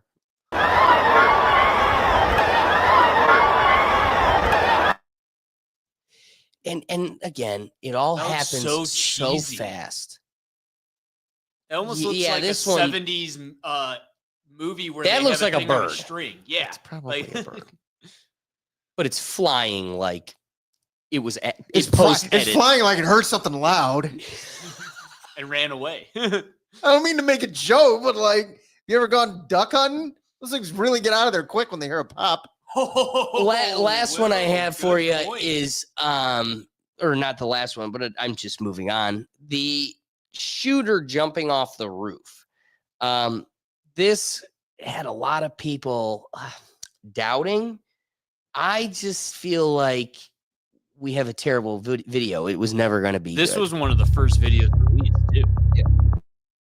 So people get upset because it's like, well, I don't see a gun. And then they're like, well, it's in the book bag thing he's got. And they're like, well, it looks pretty flimsy to me. It's like, I don't know. I'm torn. I see it get a little flimsy, but then I also see it look pretty like possible that it could be. Right when he kind of pulls it over in front of him, it looks like there's he could have broken the rifle apart and put it in the bag. Okay, now that has become the more absurd theories we've been hearing. Like the FBI is telling us he takes the shot that is not the show you signed up for today. We are not doing that. But one of the things that's been parsed apart is all the internet sleuths have really poked holes in the timeline that they're supplying the public. And part of the issue with that timeline is that this guy apparently takes the shot, breaks down the barrel, puts it in his bag, and jumps off the roof. And gun experts are like, this is not a toy. This is not a gun that's easily taken apart. And then what breaks their theory on that is if you'd had the time to break it apart so you could escape easier, you surely are not in the middle of the woods, stopping to put it back together, put it back in its original box, tie it in a towel and hide it, and then go back on the run. We're on a bounce, man. I'm running to Mexico. This isn't, well, stop and put my gun back together. There'd be a real possibility he would just shoot and leave the gun right away. Thank you. You know, like, why would you take it with you? Because you have fingerprints and DNA on it. You don't think he'd be wearing gloves? And they did say that. Doug pointed it out to me preparing for the show, where they were able to corroborate literal DNA evidence, at least the government is saying, is the trigger. Sure, but like if I was an individual, wouldn't you be like wearing gloves? You would hope. Yeah, but that's what I mean. And I'm like, I don't get it. Not everybody's smart enough. You know, but like, have you seen The Departed? No, that's everything. Like every movie is, you put gloves on for the residue, the gun. Like that's Wahlberg at the end of The Departed. He's literally in a wetsuit. Yeah, you cannot figure out who did this. You know, that's why it's like. But again, but he left his fingerprints everywhere, shoe prints. He's just right, and, you know, on his way out. Like, and again, it's not what you want to sign up for. But like when I think of this, it's just like that just seemed to. And again, I'm not saying this.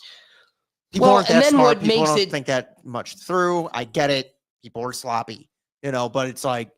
That just seemed like why, like I would make sure like I didn't need to take this with me. Right. I took it to where I needed it to be, made sure none of my DNA touched it as much as possible, and got out. Well, Will, too, you say, why'd he take the gun? Well, okay, you know how easy it is to triangulate a shot? Like they would have known, like they would have been able to find the gun so quickly either way. So his best bet was to take it with him and try and ditch it. Like, you know how easy it would be to figure out where the shot came from? Like that's basic cop stuff. But I disagree. It doesn't matter though. If they know where the shot came from, it doesn't matter if they go there and see the gun.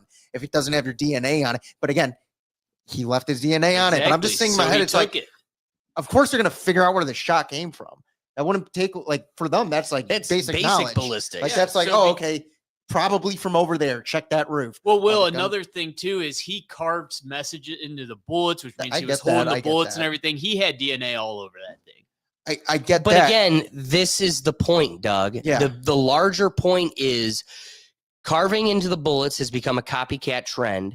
And is that a misdirect? You immediately put it on trans people. But then the guy that we find has a trans boyfriend person that he's been sharing his space with.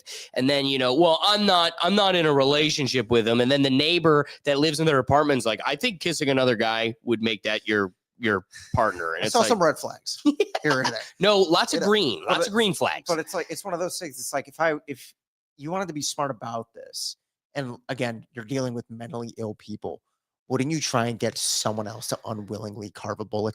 Well, that's what, not even that. It's just like, why would you put a bullet that puts it on you and the cause that you're fighting for? Like, there's so many anomalies that contradict it.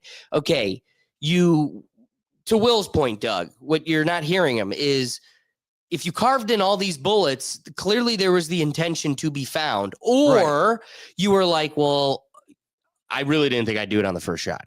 Like I was expecting to take 3. Exactly. But that has to be the assumption because Well, no, otherwise, they said- why would you carve 3 bullets, not with the intention for them to be found? Right. Apparently he had messaged his boyfriend because, you know, who knows how true all that is. But apparently everyone's saying that they were like dating, that he had texted him saying he put those messages on there, hoping to see it on TV, hoping to see those messages put on TV. Like And again- that was part of the hearing today. They mentioned that. And again, you're not dealing with mentally ill people. And it comes back to like, again, how realistically would an individual who did this expect to not be caught? I wouldn't be caring then about if I left the gun or not. Like that wouldn't be like, oh my God, well, maybe I should take this with me for later. No, you already did it. Get out of there. Right. Like that's why I wouldn't be thinking like, well, what if they find out where you shot from? Well, it doesn't matter if you know what? Maybe I'll play it again because I think I have a bad version of it. But when you see this guy jumping off the roof, it's crazy that no one notices him. Like as he's coming off the roof, you see everybody scattering. I mean, this is post the big event. So well, do you have a map of how far back he actually was? You know, because it he's is like in the furthest. it is significantly far, but just watch this back video building, because maybe. it does really illustrate the timing aspect. Watch like this bottom right hand corner. Yeah, see the version I have here is too zoomed in. Because you see people coming up the steps like as this is happening. Please zoom out more. You see like there's a person by the trees up there. So he's going across. And there's people just coming over the crest. It's like to Will's point, you're talking about a moment of seconds, and I'm supposed to believe he's worried about bringing this thing with him. Not only that, like supposedly like breaking the gun down, and then later, yeah, that's why it makes no sense. Like they're gonna figure out what building it was shot from. It doesn't matter if you leave the gun there or not. That's why I'd be like, I don't care if I take it. Right. You know, especially if I've engraved other bullets, I'm intending to be found. Right. Maybe not at this moment, but like, oh, well, I better take this. It's my grandfather's. He might want this back. What? That's when it's like, that makes no sense to me. I think I read that he shaved the stuff off the gun. So he's getting like possibly that gun charge too for it. Oh, yeah. I think that's the least of his worries on charges. But no, but like, you know, you said like, oh, maybe he wants to bring it back to his grandpa. Well, shaved off the serial number. Now it's kind of like a gun you kind of have to ditch because anyone will get in trouble with a gun without a serial number. Brilliant. So now I'd like to talk about the crime scene itself. Okay. So this terrible incident happens in the middle of a corridor in front of thousands of kids. And obviously chaos ensues and people are trying to sort out, you know, this scene. Well, instantly, in the epicenter of a murder, it becomes a crime scene. And I get like people need to be reminded that this isn't the president. We're not dealing with Secret Service. So people get all upset like, where's the security? Who's locking this down? This is a podcaster that like has minimal security. And I'm sure the police weren't planning on needing to control such a chaotic storm and a crime scene. It really was a private event. Right. Like it was done privately by an individual. Well, and something that I have video of, but, you know, gonna, for the sake of time, reserve for today's episode. But there's a video of a young girl explaining how she's like, it's very peculiar that I bought tickets and, you know, these are supposed to be ticketed events. I show up and there's nobody checking for tickets. It's completely open. They're letting everybody in. And now the number of attendees has almost beyond doubled, if not tripled. And it's like, so what were you trying to create there? You know, if you intended security and a ticketing system, but throw that away so we could double, if not triple the size of attendees, it's bizarre. That's a bizarre element too. So speaking of the crime scene, here's a guy that literally, this is just the American ignorance we're stuck sharing a plane with. Guy jumps the fence and just starts tossing MAGA hats out for free. Grab me hat, hey, yo, grab me a hat. Go up, guys, come on. Go up, guys. Yo, grab me a hat. I don't know, let's go. I have no idea. I love that guy. That guy is so me. What the F are you doing? Get the F out. Like, dude, that what? guy's lucky he didn't just come out of nowhere and clock him. I would. You know. But again, being the officer, you got to rise above it. But like, and I get it. I would definitely click into my nature. And I get it. There's a lot more happening than just this. But it's like, I want to look at the guy stealing the hats and be like, this is what you felt like doing in this moment? Right. Well, and that way I could go home. I stole this from the desk after he was shot. Yep. It's like, that's just disgusting. But that's what society You know how many is times he's anymore. probably tried to wait, use so it as a that flex. was after he was Right. shot. Yes. Oh, that's Disgusting. So here's another one. Here's a guy who was working for one of the news agencies, and he just is able to walk right in. This is supposed to be a protected crime scene. He's just filming the entire thing. All right, was when right are there? you Oh allowed to my be God. videotaping the crime scene? Where are the police at? Where is forensics at? I like how he's at is there least a asking video those of the questions. crime scene? Oh, no, this is a guy filming his TV. It happens in Daytona Beach. No, Would be on lockdown right now. There would be police That was a everywhere. dumb moment There by would me. be nobody You're able fine. to mess It's with true, though. the, It's like, how is this? where's I don't even see any crime Yeah, tape. no, that crime that tape. shows how little security there actually was there. But see, I Apparently have the a hard time university- jumping to that conclusion because you have university police, and they had to have been on alert with such a large meeting of children. Apparently, but it's still the university chief came on TV like the day this happened, along with the FBI and the governor and all that. And he's like, "We're a small campus, small student body. They have not as many cops as you would think, I guess." Yeah, like he I was wouldn't like, think we they only have have many. this many cops, and he has his own security. So it just seemed like they did the best they could, Yeah. but like this isn't like an Ohio State. Like this Yeah. was a smaller school. like you go to Ohio But even then, State, you dude, see Mount Union snipers. doesn't not have cops. Hardly any. Like again, like I get what you're saying, but like again, you pick Mount Union, so I'm just gonna go off Mount Union student body. It was like the size of our high school plus 600. Right. Like So it's not even like there's that many to police, but university will have its own police. we maybe had 30 cops. I would say 30. But Yeah. then that's on top of Alliance Police. Oh, okay, but dude, I hear what you're saying, but again, I don't know how big this school is, so I can't speak for them. but And it's we like when you don't pick- know my that understanding, it's we gonna be don't larger know than that Mount. they share cops either, like or that any cops from that city were there. The cities could have been like, their agreement might be that they're Well, I'm responsible. not even for, saying that there would be city police there, but there is definitely campus police, and they definitely would have had a larger presence simply because of this large meeting of students. I just don't know how they didn't put up barriers around Immediately. Yeah. Again, crime tape or just any type of tape, Right. any type of, you've already got it fenced. It isn't that much harder to restrain the crime. Like literally the crime scene is the fenced in area. It's literally fenced already for a you. bowl. Yeah. So for that to lose its security, I don't know. So one more I got here for you Here, is real quick, Alex, I Googled it and I found a BBC article that says some 3,000 people gathered to hear Kirk speak at the Utah Valley University on Wednesday. Dispersed in the crowd were 6 police officers working the event, the police chief said. The event happened in the quad often used for events. So they only had, like I said, they have a total, I think they said on the thing, like 30, 40 cops, maybe a little bit more than that, but nothing big. well, so and again, this I said they only agree. had 6 is a outnumbered ratio compared to the 3,000 plus that congregated for the event.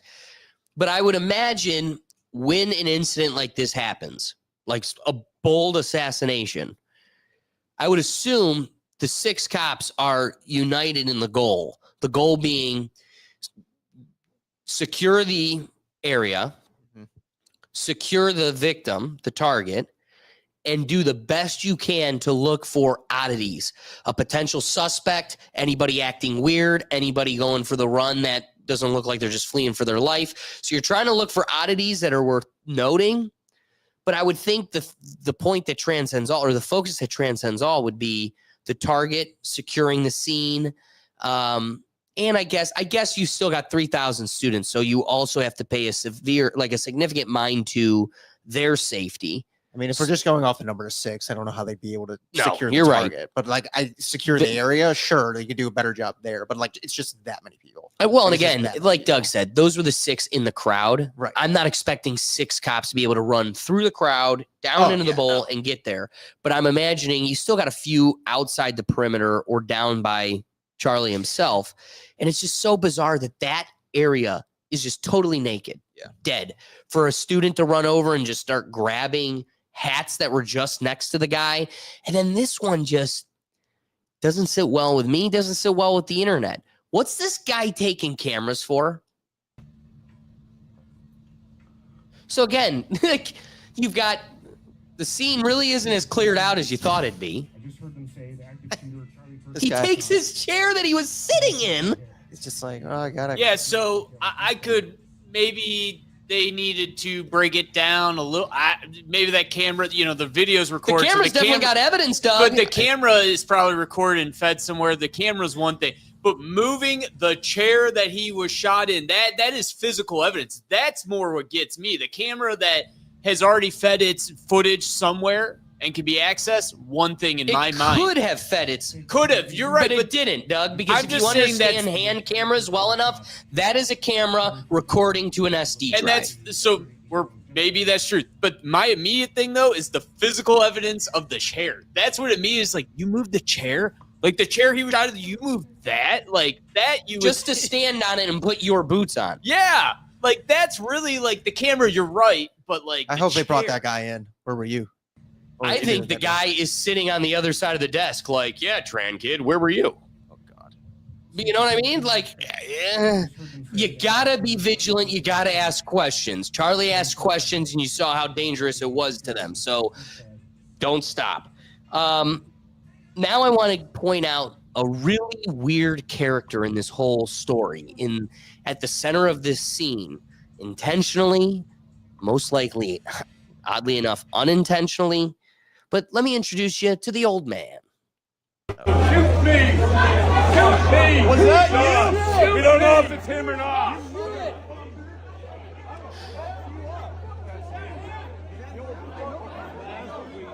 So in the wake of this crazy scene, you've got this old man walking through the crowd, shoot me, and he starts taking credit for it, causing all this chaos then. So again, if you only had 6 cops in the crowd and 2 of them now are arresting the old man, talk about a perfect decoy. He just got a slap on the wrist for causing chaos. Then the internet, as the internet sleuths do, they jump on this guy's ID. So here's the picture of him.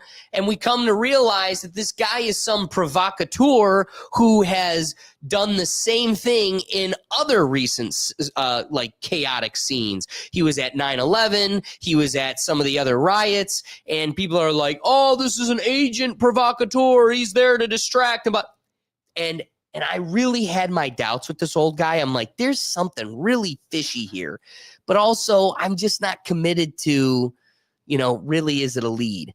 And on my way to the studio today, I was listening to Dave Smith, and he put all that to rest for me. Like, it was the perfect response. He goes, it could be somebody that was like a decoy, because boy, was it a perfect decoy at the perfect time. But also, it could be a crazy man that shot in a crowd that causes a stir, causes the crazy man to go crazy. And conveniently, he was in other extremely chaotic scenarios that would probably also cause a crazy man to act crazy. And it's just also possible that this guy happens to be, he's out there, and now a scene clicks into action, and he just leaps. Like, this is what entertains him. He's got this convoluted mind. I don't know. To me, that resonated. Where it was like, it could just be crazy. It could just be crazy. It could be, but I also don't believe in coincidences, and I think it's one too many coincidences. Well, that's a great point, and I love you raising that, because the tagline we don't say enough anymore, that was the theme of the pandemic, was how many coincidences until it's mathematically impossible to be a coincidence? Like, how many ball games could you go to, right? And this where happens. something historic happens for great point, like a no-hitter. Exactly. I've been to 8 no-hitters. Seriously, I haven't been to 1. How did you just happen upon 8? Like, it's almost like you knew there might be a no-hitter. That's what I mean. So no, he's the biggest one where I think, like, no, there's something else at play. Yeah, it He's really feels like, so. And it's just probably, to Dave Smith's point, a crazy old man, but it's like, how are you at 9/11 and then the Charlie Kirk assassination? But then you make a great point. Your gut does tell you there's probably something here, because we're told this guy was our first provocateur. We had to use police resources to arrest him and take him away from the scene. And then here's the other guy. And I'm supposed to believe that these are the 2 guys that were taking on the fight for trans rights. It's like, it just reminds me of like Trump on 9/11, right? And they say like, oh, he wasn't actually there. And it's like, but this guy somehow was. And now he's somehow here. And not only is he here, he's causing a disturbance during an already disturbing. This is the biggest red flag for me, where I'm like, no, I think he was a decoy in some regards, considering now that we now know the lack of actual authority there. Right. No, I completely agree. So I just one more, because I want to at least provide the public with all the different perspectives. Here is folks inside the building during the time of the incident, and they see the shooter run across the building and get in place. So back to the back and forth Doug and Will were sharing in regards to, dropping the barrel, running, whatever. It's like, there isn't some second shooter. It isn't some drone. No grassy knoll. No extra grassy knoll. Leading up to this, moments prior, people literally watch him go across the roof and are like, that's a problem. Yeah. That's a problem. I would think that. So there's somebody on the roof right there? Just saying? He just ran from over, where's my finger? Well, from over there, ran in. It's not going to take him long to find out where it came from. Right.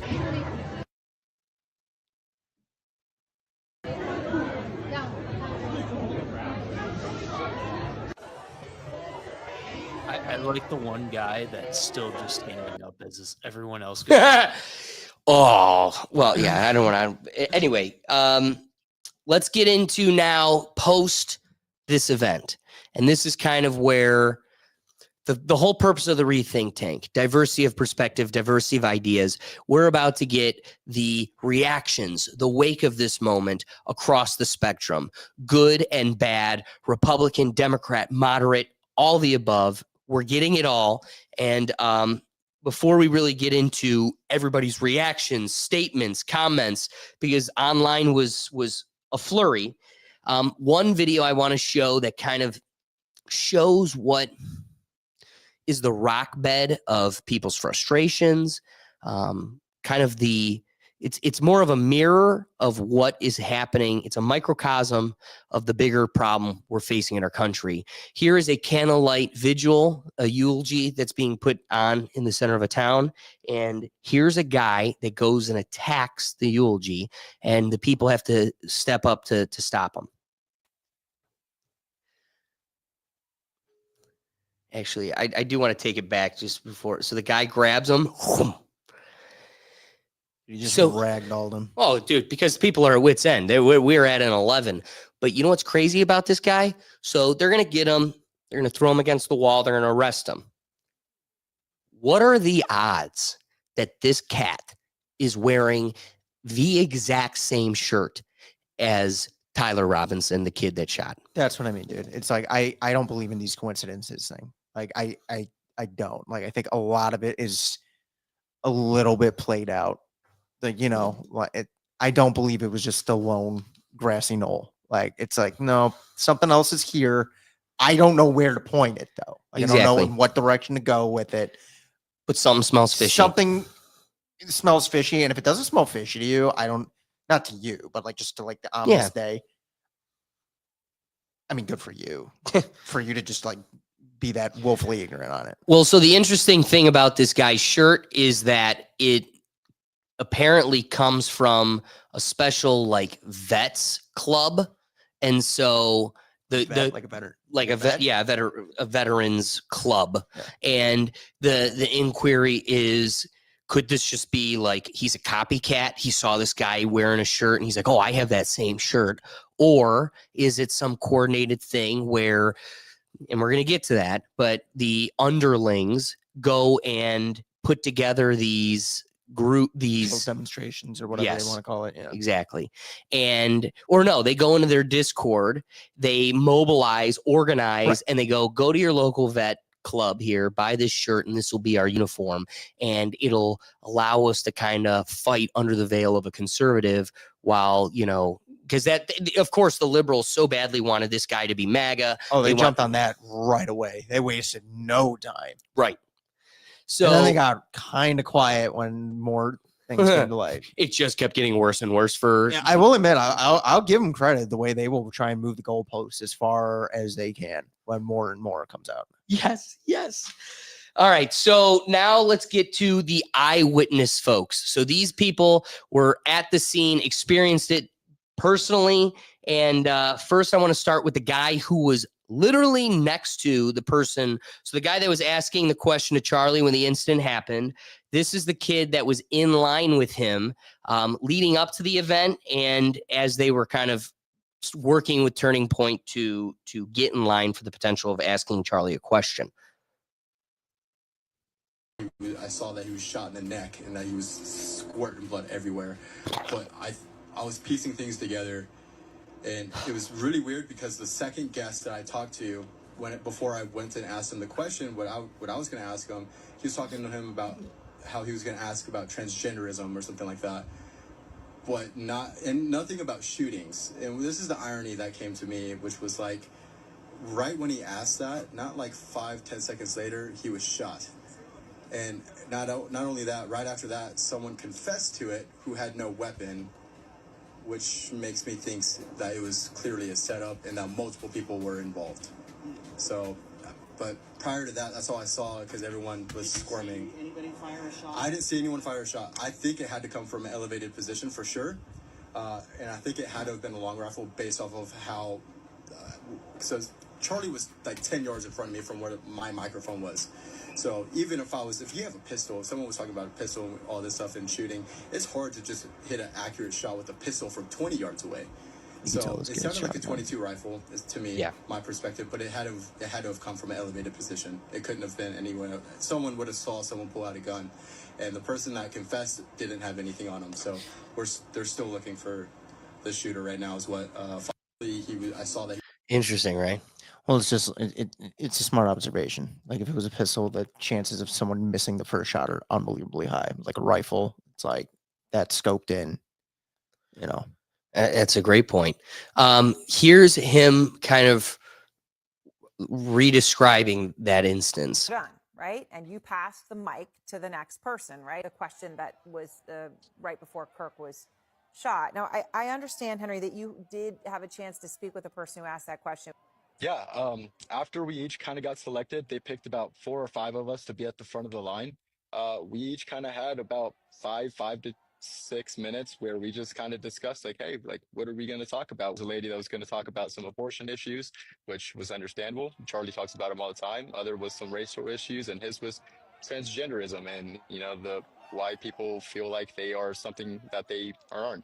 And I never got anything out of that or even heard anything where he was going to refer to anything about shooting. Just as you and I are speaking, we got a new video from the guy after you, right? The one who asked the question about transgender shootings that you're explaining had told you he was going to ask about transgenderism, but did not mention shooting at all. That person just shared a video statement with us. Just got it. I haven't heard it myself. Let me play it. You and I can hear it together, Henry. And people have obviously pointed to the irony that the point that I was trying to make is how peaceful the left was right before he got shot. And that only makes sense if we stay peaceful. And as much as I disagree with Charlie Kirk, I'm on the record for how much I disagree with Charlie Kirk, but like, man, dude, he is still a human being. Have we forgotten that? Are we crazy? Like, Obviously, he's emotional and upset there as well. Can I comment on what that kid? Yeah. Because it saves me. I didn't realize I cut to that because I also have a little bit longer. Same thing. You might have this in notes, but like he very quickly tweeted out after he's like, "Oh, I'm still very firmly on the left. Like this didn't change my position at all." And I was like, "Yeah, makes you wonder, right? Right. Like again, I want to assert my place so no one comes after me." But why is he not being pushed harder on? Why'd you change what you were going to talk about? Why'd you tell everybody the whole time I was going to talk about trans rights? And then you get up there and you start talking about guns and, trans violence, standing up against the claim of trans violence and everything else. It's like, how'd we get there? I mean, to be fair, and I would play devil's advocate for him because it's just, he went to like one of probably his 2 or 3 talking points and in the moment got confused and tried to put them all into one bag. You're probably right. And can I be honest with you? I think where we get cheated is why can't we see the videos from that day? Like I would love to see that back exchange, the back and forth. Cut it when the tragedy happens. I'm already scarred from that. I don't need to see it again. Right. But I'd like to see the others. Like, was there any other peculiarities that popped up? I think at some point that will be released. I don't think that's going to be Fair. prevented because Turning Point, I'm sure, does have ownership of You it. would also think it was streamed. Right. So somebody at home must have been So watching. I'm not putting too much weight necessarily into it or like him changing it. I could see why some people would be like, that's weird, but it's like at the same time, he ended up asking a question to where then by the end, it was mainly like, I don't think the left is that, violent. So I think that was really I'm sure really what his question wanted to be is, I think you have hateful rhetoric and I don't think the left is violent at all. And he didn't know how to perfectly articulate it. Right. And then the irony is what happens, unfortunately. Right. What's your reaction hearing that? Of course, that's the young man who asked for you. Yeah, yes, ma'am. Yeah, I think I kind of feel for him a little bit because I can definitely understand that how some people might be giving him some backlash just because the sequence of how he articulated his question and then what came immediately after. I've had even thoughts of scenarios of like, oh, maybe this is something that's was involved in sequence and stuff. But I also never left out the fact that hey, it could have just been a coincidence. And when I was speaking with the individual prior to, I never felt like he had any hatred for Charlie, and that I can testify. He seemed like an ordinary kid who just had a difference of opinion, and we actually shared a little bit because my family we definitely are all conservative. We're different. I got some that are left, I got some that are right. My dad's kind of in the middle, and so He's so well spoken. Yeah, I have to deal with that. You can tell he was a fan of Charlie. You can tell that kid right there is a fan of Charlie. Oh, definitely. And to kind of again go exonerate the other kid from like any probably thing. That kid that asked the question that happened during the tragedy, that kid would have cracked under pressure so hard if they sat him in a room and said, "Did you have anything to do with this?" He'd have cracked so hard. He was already cracking in video. I mean, to be fair though, imagine being, right there with him asking the last question even if it was a different question, like you're right there as this is happening. Oh, dude, if I'm asking him about Yu-Gi-Oh and that happens, yeah, I'm not well. But that's the thing. If he was involved, he would know it's about to happen. Oh, right. Right. He wouldn't be as shaken up. But okay, I want to keep your point. Definitely, I want to hear that. Keep the point. I want it seasoned with the balance of as far as other eyewitness clips go. Here's a girl that testifies to the fact that she's like, the word shooter, shooting, it felt like a trigger word. The way he's espousing it, and it seems off to her having been there. It felt like it was pushed or it was like it felt like a trigger word. It felt like a cue to me because they talked about transgender Like gun violence, and then as the guy said shooting or shooters or something like that, you just hear the gunshot and I'm sorry. It also could just be like you were saying, just the weight of the irony. again, yeah, it's like if he was saying it again, she just said he said shoot and shooter, and then like he got shot. It's like, well, okay, yeah, but like if he was asking a question about gun violence and about shooters, it just so happened, which is a pretty normal thing to hear to Charlie Kirk. Exactly. We saw multiple videos where that same question was asked earlier. Right. It'd be one thing if he was like doing weird body motions and saying shoot and like making it, the questioner himself is acting a bit sporadically, and his question kind of came off as code. But in reality, it's like, no, I think this is a kid who kind of got up there and he wanted to ask a question that he probably had 3 questions on his mind and probably asked one of them that happened to be about gun violence. Right. And then it happened because then I see the video of the kid phoned in and I was like, FBI would have had him in a room and just sat him down and been like, was that like code for something? And he would have cracked. Right. I could just see it in his eye. He was cracking in that video. It's like, no. He was not expecting to see a man get shot in front of him. Like that completely scarred him the rest of his life. You can see right there. It would probably scar anybody, even if they kind of knew it was coming. But at least you would be able to be like, I knew this was going to happen. His resolute was like, I cannot believe what I just saw. I still can't believe what I just saw. Right. And we're people who viewed it from a cell phone. Right. So for him having that look in his eyes where it's like, no, this kid had nothing to do with it. The cruel irony of all of it is he just happened to ask a question that Charlie has answered hundreds of thousands of times before in that moment. I couldn't agree more. So here's a young gentleman that was part of the grassroots Utah Turning Point movement, and he's discussing his eyewitness experience, and the rest of his Turning Point comrades like bum rush him and make him stop. And so, of course, the internet's like, look at this. They're trying to shut down the narrative. They won't let this eyewitness talk. It's a weird scene. Probably the third. Okay. I was standing from probably the 3rd row in the bottom. I saw I heard the shot ring out. I looked to my left, and then I looked over to my right. I saw him slump over in his chair.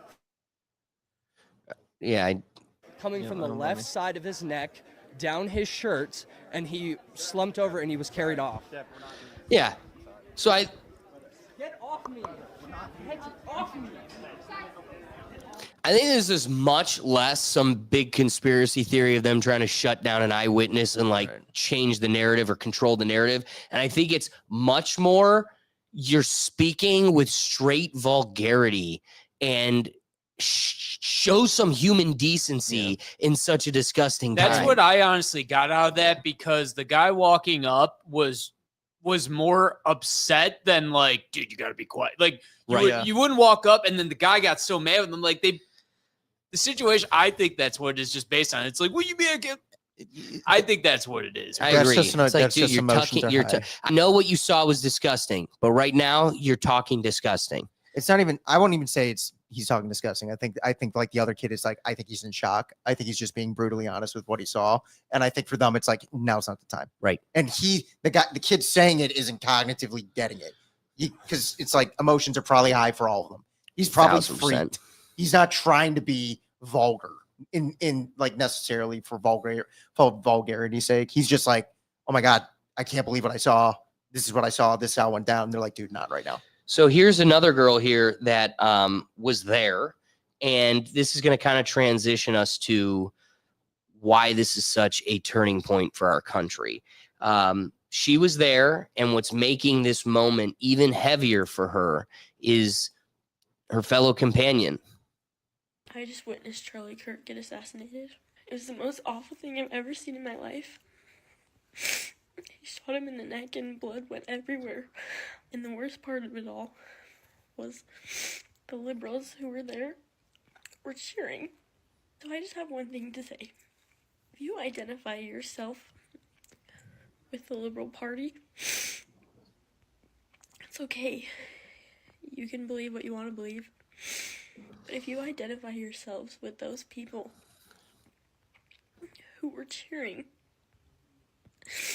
and someone just got killed, I just hope you can take a look at yourself and think, is this who I really want to be? Because that is disgusting. Disgusting. That's why I don't even want to give like them the time of day for this. I feel you there. So now it's time to get to that part of the episode where we kind of let the people talk. This is the balance. You're seeing a balance of opinion across the spectrum of politics, across the different demographics of people. Similar to like 9/11, this is normally moments that would unite people. It seems, though, that as it brings out the worst in people, it may be more of a harm than anything else. So with that, I'd like to kind of get to some of the clips that we have to look at. First, this is only just one montage, and we're not, like you said, going to give them much more of a time of day. More than anything, I just want to highlight the fact that these exist. And, you know, as gross and difficult as it is, we can't just allow people to throw their head in the sand and ignore that this isn't a part of their faction. So here is the beautiful representatives of the Liberal Party. Charlie Kirk. Nothing to do with She I would looks say healthy. pour one out for Kirky boy, but I don't waste good beer on little bitches. I haven't posted on Thank you. TikTok in a long time, but I'm gonna now because rest in peace. Posted on. Here, just so you can see what we were looking at. I would say pour one out for Kirky boy, but I don't waste good beer on little bitches. I haven't posted on TikTok in a long time, but I'm gonna now because rest in peace, bozo. Charlie Kirk just got put down like a fucking dog in Utah, and I could not be happier. Praise fucking be. I do not, and I will not, ever feel bad when bad people get what the fuck they deserve. Charlie Kirk got shot? When that's most women, I'm totally thrilled being single. That's awful. It's not the type so of girl I want. sad. Hope he recovers well. I just heard that someone shot Charlie Kirk. Look at that nose. Healthy. Dang it. Ah, shucks. This pisses me off. Thoughts and prayers. Yeah, they I got hate Charlie him for that. Kirk, bro. Yeah. I've never been happier. Look at that. Look at Gumby. Donkey. Hee-haw, hee-haw. And again, hence why their political animal is a jackass. But I'd like to proceed now to, here's a crazy liberal guy on TikTok. His name's Dan Hammer. And most of his opinions just make me run the other way. They're so off base. He fights under the veil of care and good. And a lot of it is team mentality fueled by hate. And even he was able to see the importance of this moment. And I think some of his reflections I found to be pretty important. This whole Charlie Kirk thing, it's been really eye-opening. Makes me really sad too, to be real. And it isn't really the situation, it's the people around it. I guess I thought, I don't know what I thought. People on the left always talk about how intolerant they are. And this seems like a really intolerant way to be. And I don't know really what to say. It feels like a hell of a letdown. See, it's like, okay, I may not have agreed with everything Charlie Kirk said, but I wanted him to have his opinion. Just like I don't agree with everything that AOC says, because I want her to have her opinion. And there are countless individuals that fucking agree with her opinion and think that she should be president of the United States. That's fine.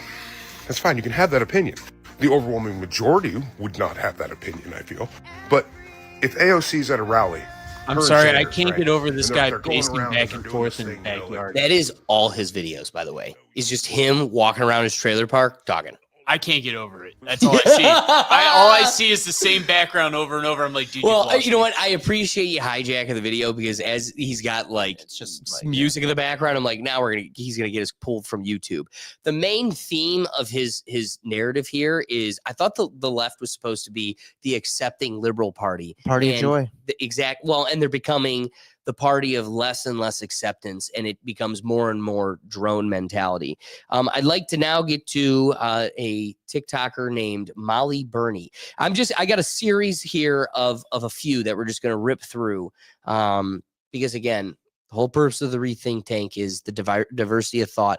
I think a great way of encapsulating this moment is getting the different flashes across the spectrum. You're allowed to change your mind when you learn new information, right? Like you're allowed to change what you're committed to based on learning something new. This applies to everything. You're allowed to cancel plans if you realize you're getting sick. You're allowed to change your relationship with someone if you realize they're a dick. And you get to change your politics or your spiritual beliefs based on your education from your own life experience. Blind loyalty to a plan or a person or a dogma isn't strength. It's the absence of critical thinking. Real strength is knowing when to hold steady and when to surrender and evolve. That's freedom. And Alex, man, since the beginning of your show, I've tried to say I was an independent, but like more and more, the left seems to go more left and the right seems to go more right, that you're almost having to choose a side. But like, I still agree with both sides on an issue, but that seems to just be lost now. Like, It's a great point, Doug, how hard it is. It's like Spider-Man trying to hold two halves of a ship together. We're trying to preserve a moderate position, but the polarization is getting so strong that you are forced to a side more often than not against your own will. Here is all shells fails. I honestly don't know how there are people that are like, we need safe spaces and we need to shoot people we don't like in the face. I'm like, actually, legitimately, can somebody explain it to me? Democrats are logical contradictions. They like to have their cake, eat it too, and then be a victim when there is no cake. That is called being a Democrat. Now I'd like to get to this one hits home as the philosopher in me gets fed a little bit. Here is the Daily Stoic. Definitely some life lessons to consider here. You're the first person to live in political dysfunction? You think you're the first person to live in a time when it feels like the world is falling apart? You think you're the first person to live in a time when people are shitty to each other, when there's demagogues in power, when it feels like stuff is falling apart? No, you weren't. The ancient Stoics lived in the time of Nero. You know, Socrates, he didn't live in the golden age of Athens. He lived in the time of 30 tyrants. He lived through a great power conflict. People have always lived in difficult times, but you know what they figured out?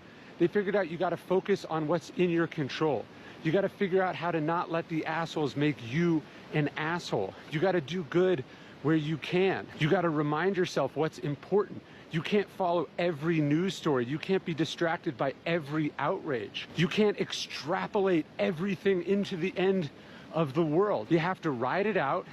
You have to focus. You have to stay good and stay decent. And then you got to make a positive difference where you can. You can't give up hope. You have to stand strong. And you have to realize in times like these that there have always been times like these, and people got through it, and you will get through it.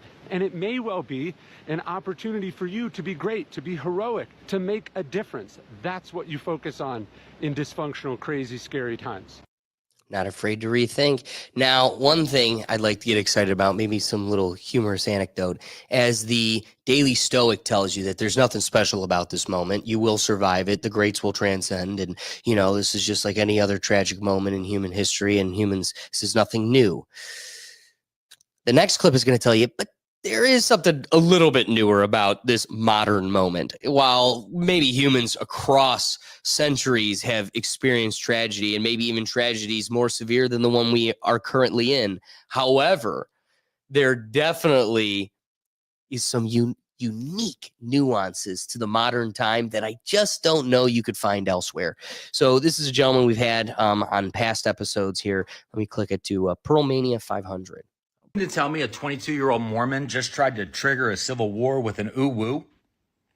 With an ooh-woo? That's what they said. I watched the press conference about the Charlie Kirk school shooting and how they caught a suspect. Governor of Utah, FBI director, standing up there talking about how they caught a 22-year-old man named Tyler Robinson, how his dad is a MAGA Mormon minister cop. They talked about how they found shell casings from a 30-06 with phrases written on them, because every shooter got to write a phrase on a shell casing now, because everybody got to copy everybody. And they get up there and they're talking about it, and they start reading what was on the shell casings. And I was like, y'all, what? That was an ooh-woo. That was an ooh-woo. That's what they said. The governor of Utah is not online enough to read it that way. And there's no way he would read it that way. This is how he read the first shell casing, which is, I believe, the shell casing that took out Charlie Kirk. Because it was the only spent shell casing and only took one shot to take out Charlie, okay?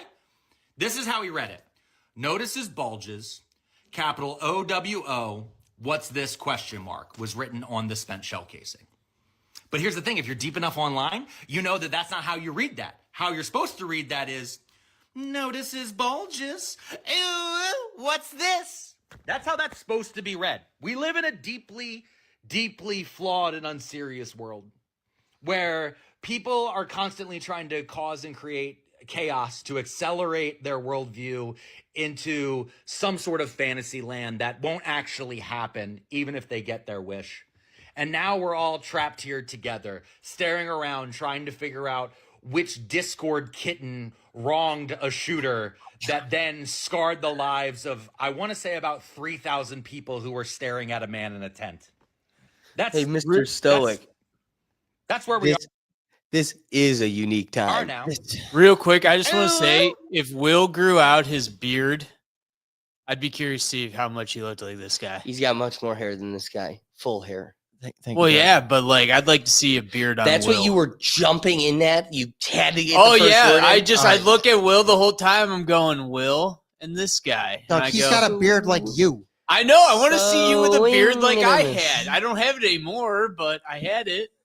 I think you should just grow your hair out, and you will be this man. I wish I could grow hair.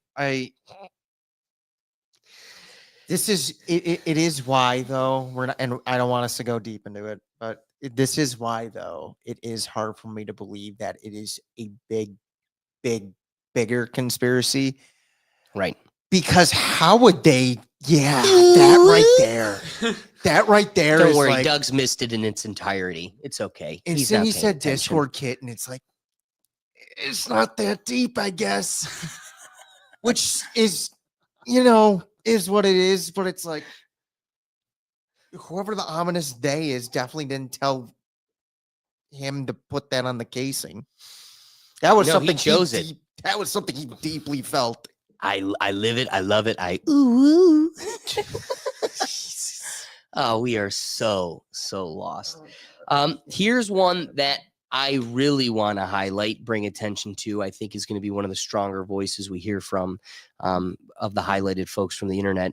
This is the Lord's Giant. Pray for the one who took the bullet and pray for the one who shot it. Today, for reasons unknown, though plenty will theorize and speculate, one image bearer of God decided that he was going to try to take the life of another image bearer. And upon hearing the news of this attempt, a lot of people began to mourn and pray, and a lot of other people began to celebrate. And one unifying thing about every single person involved is that we are all image bearers of the Most High. And as Christians, we're called to pray for and love all of them, regardless of which side you're in, which camp you would fall into. If you heard the news today and you got a little excited, or you heard the news today and your heart began to break, either way, you are called by our Lord to pray for the one on the other side. And I know it's easier not to. I know it's easier to give into the anger, to give into the rage, again, on either side. I know that that's easier, but it's not Christ-like. And it's not what our Master has called us to do. So if you claim his name, even whenever it's difficult, remember what he has told us. Love your enemies and pray for those who persecute you. God bless, my friend. Because it's a heavy task. It's a hard task. Sometimes feels like an impossible task. sometimes that's the importance and significant value in community, where, a lot of this pain comes from, the harsh words of people within your community. You also can lean upon your community to kind of live through these moments, and because it's not going to get any easier. What's up, Doug? So earlier in the show, we heard Charlie talk about God, and then this guy's talking about God. I mean, I don't know if you were going to bring this up at another time, but because it's in Utah has the death penalty. They're talking about this guy getting the death penalty. In fact, the prosecution has said they're going for the death penalty. Right. So, like, this guy's talking about pray for both sides. And we heard Charlie Kirk talk about earlier about the view of God and stuff. Like, what do you think about that then? Hearing that guy and that they're talking about the death penalty, but pray for both sides. I mean, I didn't disagree with that guy, but my immediate thought was, we'll talk about the death penalty. And so are we going back to the Bible stuff then? I like Charlie's point. Why let the murderer live? Right. Yeah. Well, yeah, exactly. So, right. I It's appreciated disvaluing my life for the preservation of theirs. Yeah. I appreciated the big bear's holier than thou kind of take on it, but I couldn't disagree more. That's kind of why I wanted to bring it up. It's I have to agree in that is what Christ literally says we're to do. No, and that's why it isn't easy. But I don't know where it's in this giant pile of content anymore, but one of the other sides to that too is that doesn't mean forgiveness doesn't mean continuing to open the door for them to hurt you. So you also need to do what's right to put the end to evil and harm. And as Charlie would say it, you're supposed to be the protector, and if you continue to allow these types of harms, you're also not protecting. We've already given them an inch and they've taken plenty of miles. Here's a huge YouTuber, TikToker that I really don't know of, but is absurdly huge across the planet. His name's Leo Skippy, and he's got a take.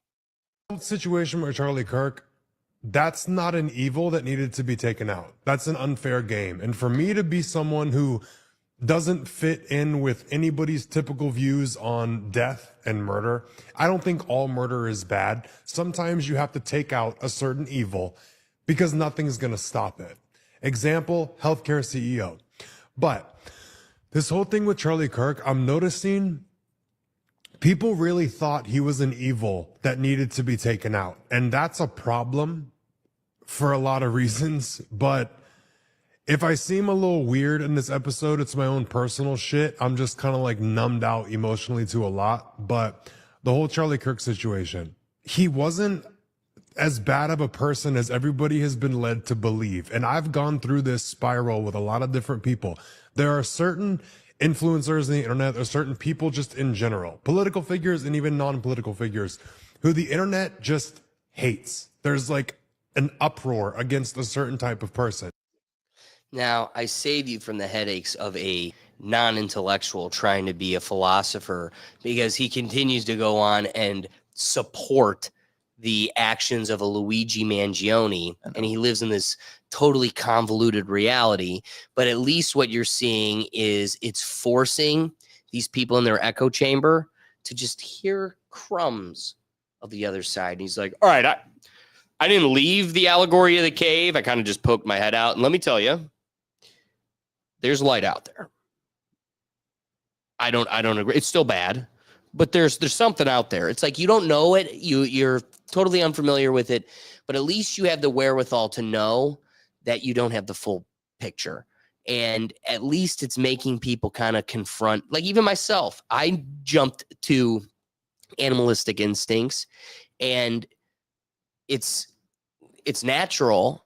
But then it's really healthy and reassuring to be like, look at these natural restraints and exercises that I am able to employ to ground myself. Because like you've been saying it all week to me, like this is our JFK. And it's like, you can allow that to turn you into something, or as, Big Bear, all holier than thou says, like it's so much easier said than done. Or you could take on that exercise of not becoming what you see as a problem in these other people. I just have a couple others from people of the internet. I want to get to this one. We don't have a name, but still noteworthy. How I honestly felt about something. Fairview Park residents are upset with their city council president, Michael Kilbane, after a comment he made under a social media post regarding Charlie Kirk's death. Hours after Kirk was shot in the neck at an event at Utah Valley University Wednesday, Kilbane commented, "A lot of good people died today." So you know what's beautiful about this is the people. He's from Fairview Park, which is like Northeast Ohio. The people of Northeast Ohio and Michigan and all around this area, like states away, mobilized, have been calling Fairview Park nonstop. Everybody was planning on going to Fairview, myself included, their council meeting tomorrow. And he stepped down. What's absurd is that he later just doubles down on his points. I think it's right here.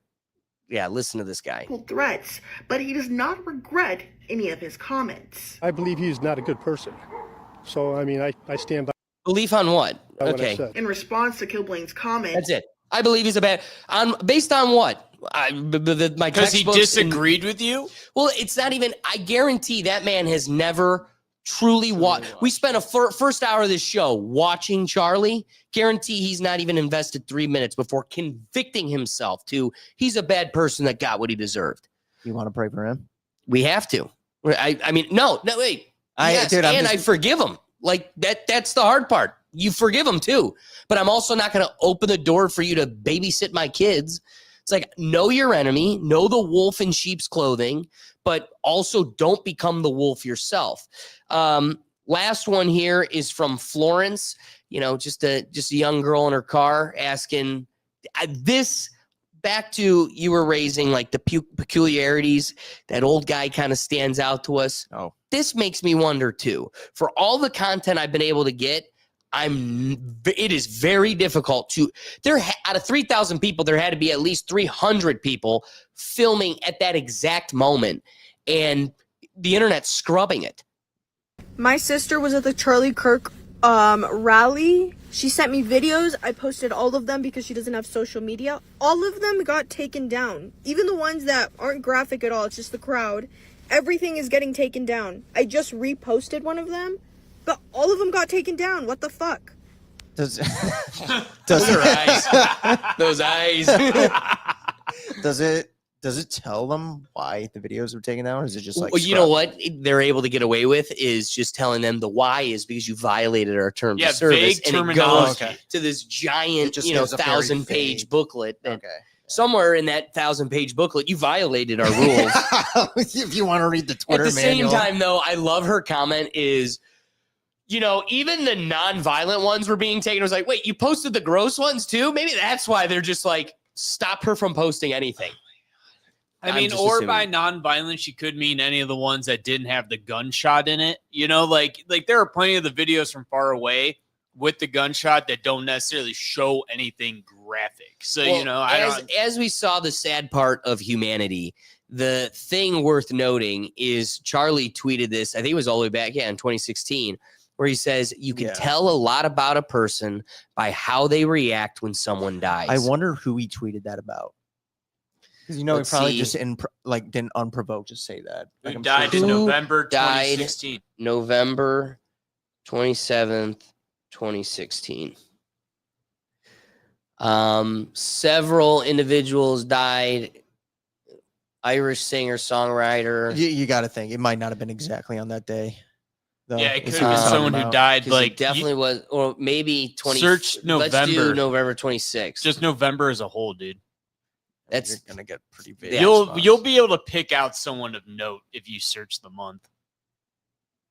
Why don't you just say maybe? okay. We'll try November. Former U.S. Attorney General Janet Reno. Janet Reno, maybe. Let's be honest. Yeah, first female U.S. Attorney General. That would have been November 25th. That seems probably the most likely. It definitely wasn't Fritz Weaver on November 26th. And That's what I'm saying. We would be able to pick out someone. I think you're right. I think that's got to be who it was. Either way, it may have just been just a thought resurfacing other content he found online that was like, yeah, don't forget. So now I want to get into, we got one last person that is more of an internet sleuth, but to me, he's a celebrity, and he's becoming more and more of a celebrity. But now I want to get to celebrities, famous people, their reactions in the zeitgeist. Here is a up and rising internet favorite. Are you familiar, Will, with Mr. Derek Washington? I haven't watched it, but like I've heard the name. Mr. Derek Washington is he's a star. My name is Derek Washington here. I want to talk about a man named Charlie Kirk. He was talking to a bunch of people, and they were listening to him, and they were checking him out, and he was talking about the world, and he got shot at, and then blood came out. I never followed Charlie Kirk. I don't know what stuff he was saying. Is this guy an auctioneer? Speaking of fast forward, I didn't mean to cut you off, but that I was was like, so funny. But I'm like, man, is he flying? He's already 3 words ahead. Dude, that's his shtick. And it gets shtick, hilarious. Oh yeah, that's how he talks. Yes, that's how he talks to everybody. His shtick is his speech. I mean, let's be honest. Morgan Freeman, his voice is why he has words. I get that, but like Morgan Freeman's is just like his. Well, like he's just got a deep baritone voice. Philadelphia Whippets Morgan Freeman. Yeah, that's what I mean. I never followed Charlie Kirk. I don't know what stuff he was saying. I don't know what he represented. No one deserved to get shot at. They took a shot at Charlie because it's dangerous to speak your mind. That's the message they wanted you to receive. You can take that message and shut up, or you could do what I do and talk way louder, way louder, way louder. Don't be scared if you're on God's side. Never be afraid to say what's on your heart. Derek Washington, 2023. I'm upset about this. Every time someone always talk to people about things, someone tries to kill them. That's not fair for people. That's not fair for people to be that way. They're supposed to help work with people, not shoot at them. They're supposed to help them, and the world be a better place for people. My name is Derek Washington, and I will never be silent about the bad people. Me neither. He like starts like trailing off sometimes, and he's just like he's like a whisper in the wind. Here, yeah. Oh my God. Here's someone that is a beacon of the left. That in moments of when we truly need it, I have to give him his flowers. Bill Maher tends to stay grounded in these moments. I might drink a little more than usual today because, I mean, I don't know when this is airing, but this is a shit day because a guy who sat there, Charlie Kirk, got shot today. Yeah. And I can't stop thinking about it. And neither can I. And we shouldn't. And if you're on the other side of the political divide and you don't care because the wrong team guy got shot, fuck you. You're what's wrong with this country. Simply put. I'm not a Bill Maher fan, but you're right. Sometimes he gets it right. I was going to say, I really like that comment. Speaking of lizards that say the wrong thing always, lizard. Here is a fan favorite, Doug's mom's favorite. Let's get a little whoopee. Oh, God. And what assassins should always remember is just because you take somebody out doesn't mean the message is going to stop. Yeah. And it's important to keep that in mind, because when you look at our loss of Martin Luther King or name anyone who's been assassinated in this country, we continue to fight on. And that's what America offers. It says, listen, you have the right to say and feel however you want. That is a birthright. You're born with that right. So taking somebody out is not the way to do it. You want to fight about something, then go to the ballot box. Go elect different people. Killing people doesn't do anything except make it a horrible world for their children. We'll be right back. We'll be right back. Doug, and what do you got? That might be one of the first times in a while that I hear Whoopi talk and I go, I actually have to agree with her 100%. You know, like usually I hear my mom. Couldn't disagree more. Couldn't disagree more. This All is, the times this is they gaslighting at its finest. This is Honestly, PR. That's yeah, a PR, real quick. and we're trying to stop the fire. That's it. They talk all that talk about everybody on the right. Doug, wait. All that was time talking from their first. view all the time. Just that's dumb. Like, oh my God, they're going to come after us. Right. Not like violently, but like, oh my God, we created this. We have flamed this rhetoric for years. Oh, and yeah. now something's going on. And I want to be like, his message is going to carry forever. Right. And then a week later, you're going to what? Crucify other people on the right? What's got you? No, like Whoopi definitely always talks like hard shit. No, she literally pushes violence. Oh, I know, and that's why Literally.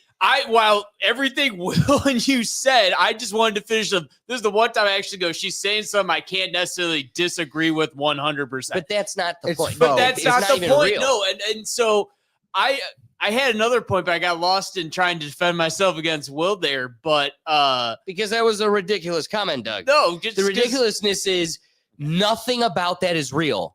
You cannot spend 15 years of your broadcasting career and flame this to the nth degree and then actually pretend this is real. No, that's what I was going to say is I literally remember, oh God, 2 years ago, she said something about Trump during the election that was literally almost saying to do something. I don't even want to say. She's been doing that. Yeah, I know, but like I remember a specific. She's like past like January. Like, oh my God, there was something I remember. She literally walked the line without saying the exact thing. So how do you not see that like a comment you wanted to give flowers to isn't real? No, I'm saying I hate her and I hate The View, but that's the one time I go, okay, maybe she's not bad. But everything Will said is still true. She's awful. Exactly. She's I awful. Just didn't get a chance to finish. Now I sound bad. So you should try to refrain from the hate in your heart, but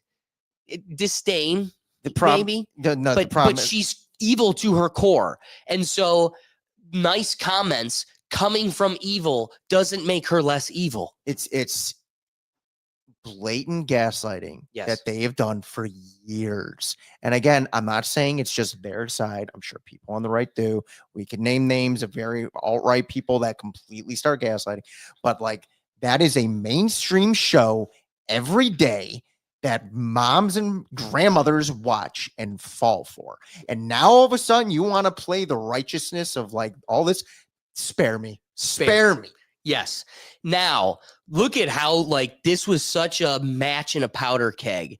I really want to if I'm giving anybody flowers, I want to look at there's this gentleman named Damon Amani, and he did what we all wish we could.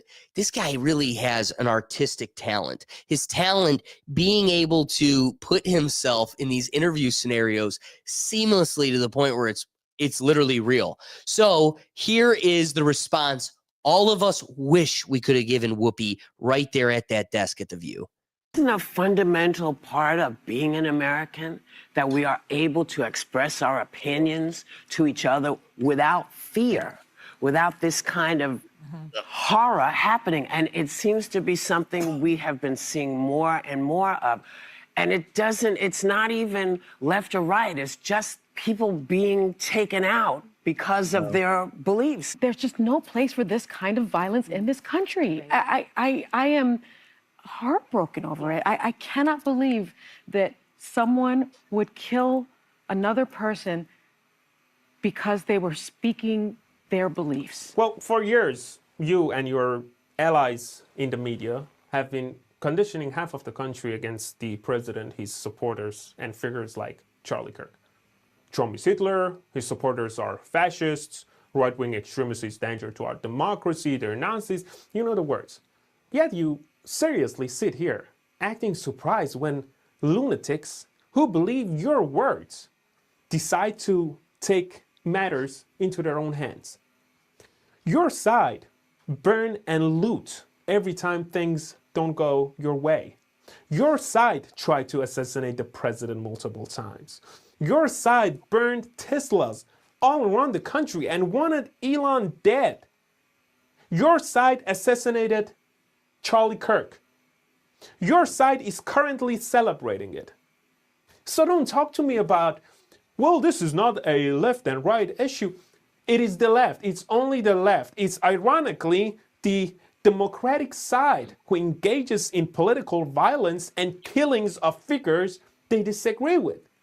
And every time something like this happens, you come here, you tune down the rhetoric, crocodile tears, ooh, I can't believe this.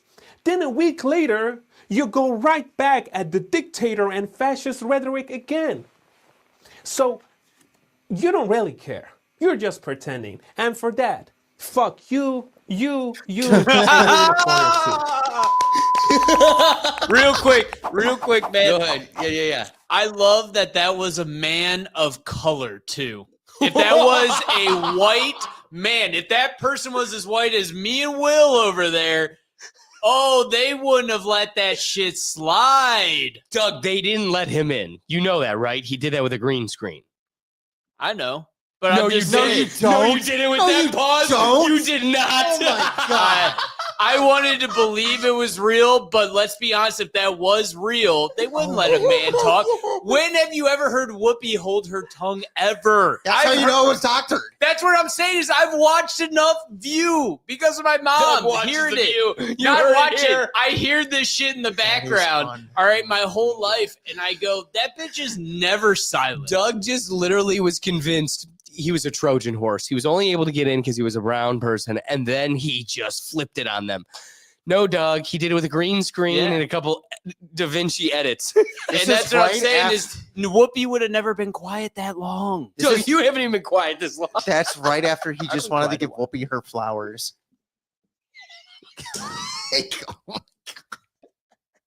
Doug, I love you. I'm going to let that one sit a second. That was amazing. That was amazing. I'm ready to go home whenever you are. That was amazing. Dude, Will take over your chair any minute. Oh my God, Doug, I love you. That was like classic.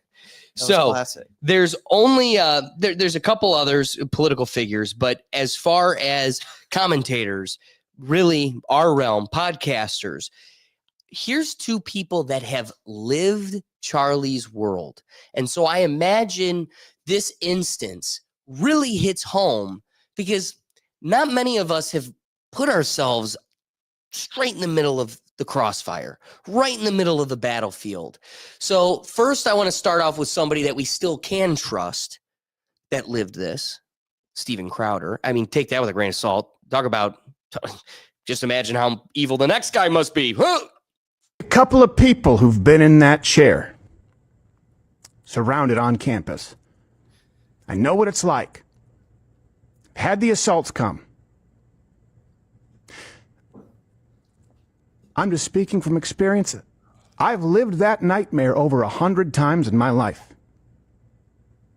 Happens after the first 1, 2, or 3 death threats or assaults that Charlie had to live through too. And he had to live through that while the media that now pretends like they had respect for him called him a Nazi. And now they want to say, hey, let's cool temperatures. Hey, let's simmer this down. Okay? I will when you bring Charlie back. I will when you unpropagandize every single person who you made to believe that Charlie and all of us are Nazis and committing a genocide and racist and sexist. Let me ask you this. If a real Nazi, if a real genocidal Hitler was sitting there out in the open, if you believed it, if you really believed it, you thought that person was going to kill 6 million Jews, would you take the shot? Now add mental illness and fucking hormones. Yeah, we'll put that genie back in the bottle. You first. Why is it incumbent upon us to cool temperatures, and we're the only ones getting shot, getting hit with bike locks, getting rocks in the head, getting ice picks? You've lived through it with me. It's terrorism. You know what these people want? Charlie Kirk's death is the result of leftist terrorism in America because they... And you know what? The absurdity of this moment is he's 100% right. How long can you get away with it's in the classroom, they're all Nazis. It's on the TV, they're all Nazis. Your favorite rock star, celebrity, basketball player, LeBron's tweeting, they're all Nazis. And then you've got your the boys' eyes, and they're all Nazis. It's finally completely internalized. Yep. So, when Stephen King's out here tweeting, He advocated for stoning gays to death. And then literally he's had to just silence his Twitter because what's hilarious, it was beautiful. Thursday, he had to spend the entire day just responding, quote, tweeting to tweets. I've already apologized for this. I was wrong. He never said that. And it's like, so quit talking out your ass. You've got one of the biggest platforms there is, and this guy is a diabolical cancer in our society. And finally, there's a large, motivated mechanism holding him accountable. It's not that the ignorance behind his tweets changed this week. It's been like that for years. It's that there's the largest wave of motivated humans to hold him accountable that really corrects this bad behavior. What I also wanted to address was how the left loves taking advantage of this moment. And they go, well, you didn't care. You didn't care 3 months ago to today. Melissa Hortman and her husband were murdered by a Trump supporter. I never once heard this. And that's from a media mechanism machine that is in your favor, that literally parrots and bolsters your whole narrative and delusion. I never heard about this. That's your fault. If you're going to beat me over the head for not caring about your team, why didn't you care enough for me to even know this happened? You were the one that was silent. You held no candlelight vigils. You guys didn't come. And how do we know it's a supporter? I'm just learning about this today, and I'm supposed to believe it's MAGA? I need to do some more digging on this, but I'll do that after the liberal that's trying to virtue signal does that digging first, because you're trying to use them as a weapon or a tool to your advantage. Well, the issue is, and again, what happened to her is awful. And yes, I did look into it, and yeah, no, was a Trump supporter. But the issue, the main difference, that this person knew her. No, that's a fact, though. The person knew her, so it's a personal murder. But that's not even necessarily it fully. The big issue is their media gaslights the public that Charlie's a Nazi, a fascist, a bigot, all these trigger words. Nobody heard about that woman. No one did. That's not disrespected or anything. I'm sure she was a wonderful mother, great job, the whole 9 things. I'm not discrediting any of that. You have a media machine discrediting Charlie, completely lying, slandering, libel, all those things until, like you said, seeing red. That's the difference. So when they play the whataboutism, it's no, what happened to her is awful. You didn't see people on the right cheering. You didn't see us gleefully gloating or anything like that. Right. Your side's gleefully gloating because you gaslit into them thinking they purged the world of something. And we've entered the age of desensitized politics. Correct. Where you've lost your humanity and you revel in it.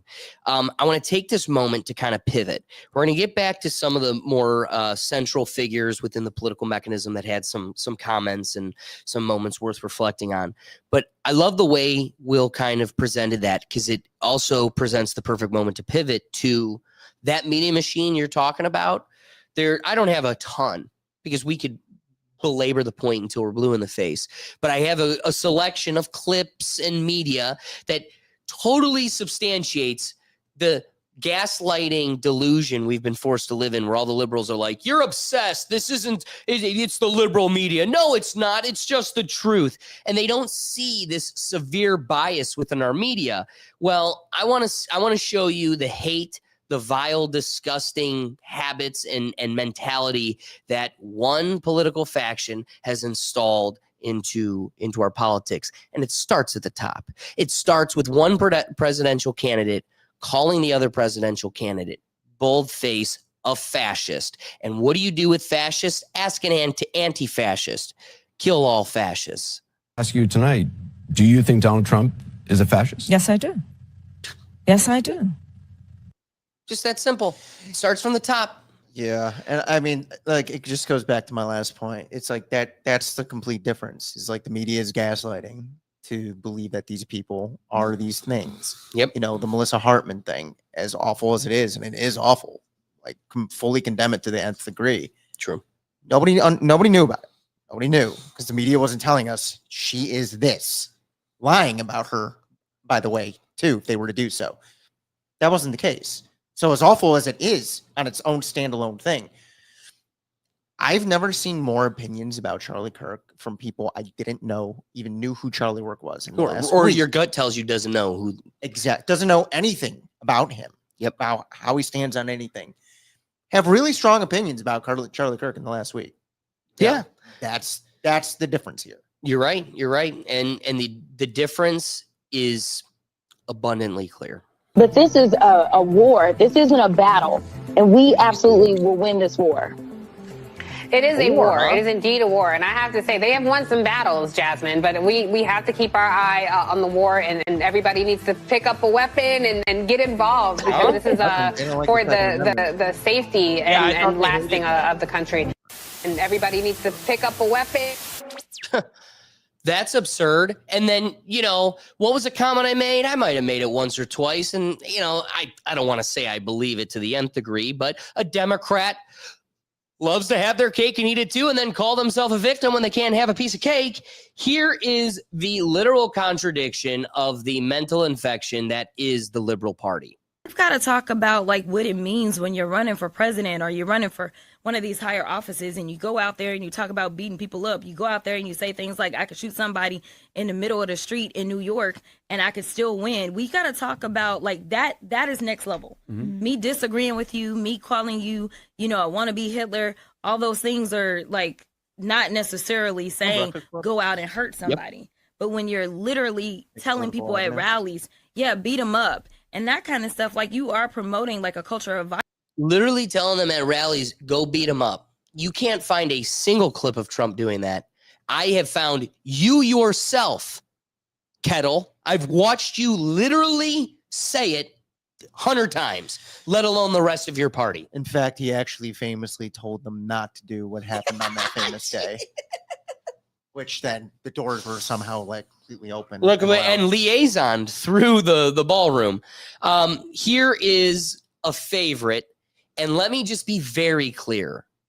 For the sake of YouTube, for the sake of, and I wanted to say it at the beginning of the show and I got caught up in the introduction. I apologize. This is a very vulgar episode in more ways than one, not just the language that we're not using. I think we can exclude it because of the vulgar act that happened. This is right. This is an extreme act. This is an extreme situation. But I still want to shy away from the extremes. Let me be clear when I say I have a folder of Hassan, the streamer, saying things 10 times more disgusting than this. This is the cleanest his vulgarity can get. You said Democrats own Charlie Kirk's assassination. No evidence whatsoever. And the reality of the matter is people say oh, the left is so radical. The left is so violent, right? Oh, so much for the tolerant left. But especially if you're going to put the crosshairs on the Democrats in general, the Democrats are afraid of their own fucking shadows. Well, they now would we're never weak. even, they don't even ramp up the rhetoric in a way that makes sense to truly capture the attention of the audience and the anger that a lot of people in the base of support feel, let alone go above and beyond that and advocate for political violence. What are we talking about? What are we even fucking talking about? It's but you know what? Ridiculous. We expect this disgusting, mentality from streamers like Hassan or someone that won't even be graced with this screen, someone like Destiny. But people you really don't expect it from are, I don't know, pastors. What is, especially when talking about a Christian man? Charlie Kirk did not deserve to be assassinated. But I'm overwhelmed seeing the flags of the United States of America at half staff calling this nation to honor and venerate a man who was an unapologetic racist and spent all of his life sowing seeds Just an hour of clips. Never once. and hate into this land. Now, mind you, there is a network of corporate pastures that Candace was able to show has a hit, not a physical hit list, but they are targeting with propaganda Tucker Carlson, Candace Owens, Charlie Kirk, conservative voices that are standing up against the little New Jersey in the Middle East. So it is just interesting to point out that, like, you have this wave of pastors now who are supposed to be Christ-like, throwing a Christian into hell. That's, to me, just even more absurd. This is probably the most, besides literal disgusting, the video itself, this is probably the most disgusting video surrounding this situation I could present to you on the internet. If you don't believe me that there is a Joker mentality that is plaguing us currently, this video is going to truly prove it. This is the youth. This is how malleable they are. This is how impressionable they are. A mother comes to her children, her daughters, with excitement. Please take note on what they anticipate the excitement is for. I have the best news ever. What? Donald Trump died? Second best news. The vice president died? What? Okay, third best news. That Elon Musk died? Okay, no. What are you propagandizing in your home? Never once did my parents ever tell me to be happy that anyone died. Wait, no, here's the disgusting part is it's clearly such an embedded piece of their family dialogue that she goes, I got something super exciting. And the children, the youthful girls' instinct is the death of these villains their parents hate so badly. Look at their faces of disappointment, dismay, when they find out what mom's really excited about. But he died. My best friend's getting married. Which one is it? Taylor Swift! Loser. Taylor Swift and Travis Kelce got engaged! This is why these people shouldn't be allowed to repopulate. There's already two of them. And again, they're going to repopulate. And they definitely aren't going to be pushing households of logic. That I think is the most disgusting reflection of where we're at as a society. And could you imagine Hassan, who was saying gut conservatives? What would his position be if he saw Trump supporters who had children saying this, not even just about him, but like about their political faction, their political leaders? The fact that they weren't even led into that answer. That was their instinct. I've got good news. What could be the best news mom could come to me with? You're saying names, you don't even know who they are, what they stand for, what they've done. That's how deeply embedded the propaganda is from the get in these households. I don't know. That one was probably one of the most concerning videos that I came across preparing for today's episode. If you'll indulge me, I just have a few clips now from the polarizing perspective.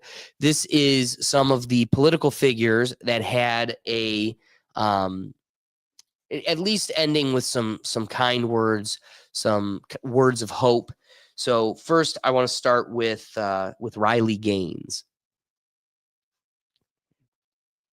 They got the guy, Charlie Kirk's assassin, which Governor Cox of Utah has already said they will try the death penalty. Utah still has the firing squad, by the way, but I believe this is the easy way out. I think ultimately this is what the shooter would want, because at the end of the day, I think this is someone who was willing to lose his life if it meant he got to prematurely end Charlie's. I believe his punishment should be locked away in a jail cell for the rest of his miserable, cowardly life, where he is forced to listen to reruns of Charlie's debates, campus events, podcasts, radio shows, etc., 24/7 for the rest of forever. When he tries to sleep, Charlie's voice. When he's eating, Charlie's voice. Charlie's voice, Charlie's message on loop 24/7. I think it's only fitting that in his dying breath, he has to hear Charlie's voice, which actually I believe that listening to Charlie might bring him closer to the Lord, which at the end of the day is exactly what Charlie would want. I do love that. As cheeky and corny as it is, it's like it actually wouldn't hurt. And if anything, it's the exact hell he deserves. It would hurt me knowing that our tax dollars would keep him alive, though. Yeah, that is like, a that's sad like reality. the reality, but like the corniness, it's like I understand the sentiment and the cruel irony there is there, but it's like then I would look at her and be like, yeah, Charlie also said Will the shouldn't halfway live. point is as whatever's execution method happens, he has to listen to Charlie Kirk like for his last meal. Through the I'm with that, execution. for sure. That would be the middle ground. Yeah, that would be yes. I'm Oh, with just Doug as on he that. goes out, just like, so I had 5 MAGA guys come at me, and he's like, did they say this was MAGA country? You're lying. I don't believe you. Did they say this was MAGA country? That's what I mean. But it's like I wouldn't want to know that this man for like 60 more years listened to Charlie, and it's like, cool, I'm paying for the meals. Yeah. We're paying for the meals still. Well, that definitely is a frustrating piece of our But justice that's- system. Yeah, I mean, like, no, I agree. that's a whole other thing. Another interesting takeaway from this week was that the Vice President, J.D. Vance, hosted Charlie Kirk's show, Turning Point, and had some very passionate words. Well, you can, of course, find one person of a given political persuasion justifying this or that or almost anything. But the data is clear. People on the left are much likelier to defend and celebrate political violence. This is not a both sides problem. If both sides have a problem, one side has a much bigger and malignant problem, and that is the truth we must be told. That problem has terrible consequences. The leader of our party, Donald J. Trump, escaped an assassin's bullet by less than an inch. Our House Majority Leader, Stephen Scalise, came within seconds of death by an assassin himself. And now, the most influential conservative activist in generations, our friend Charlie, has been murdered. This violence, it doesn't come from nowhere. Now, any political movement, violent or not violent, is a collection of forces. It's like a pyramid that stacks on top, one support on top of the other. That pyramid's got a foundation of donors, of activists, of journalists, now of social media influencers, and of course of politicians. Not every member of that pyramid would commit a murder. In fact, over 99%, I'm sure, would not. But by celebrating that murder, apologizing for it, and emphasizing not Charlie's innocence, but the fact that he said things some didn't like, even to the point of lying about what he actually said, many of these people are creating an environment where things like this are inevitably going to happen. I will say one thing that this whole thing has really brought to light for me is I do not fully believe that the Trump assassination attempt was a plotted, meaning like they did it, an inside thing by them. Like I do think they did try to do something that day. I could imagine.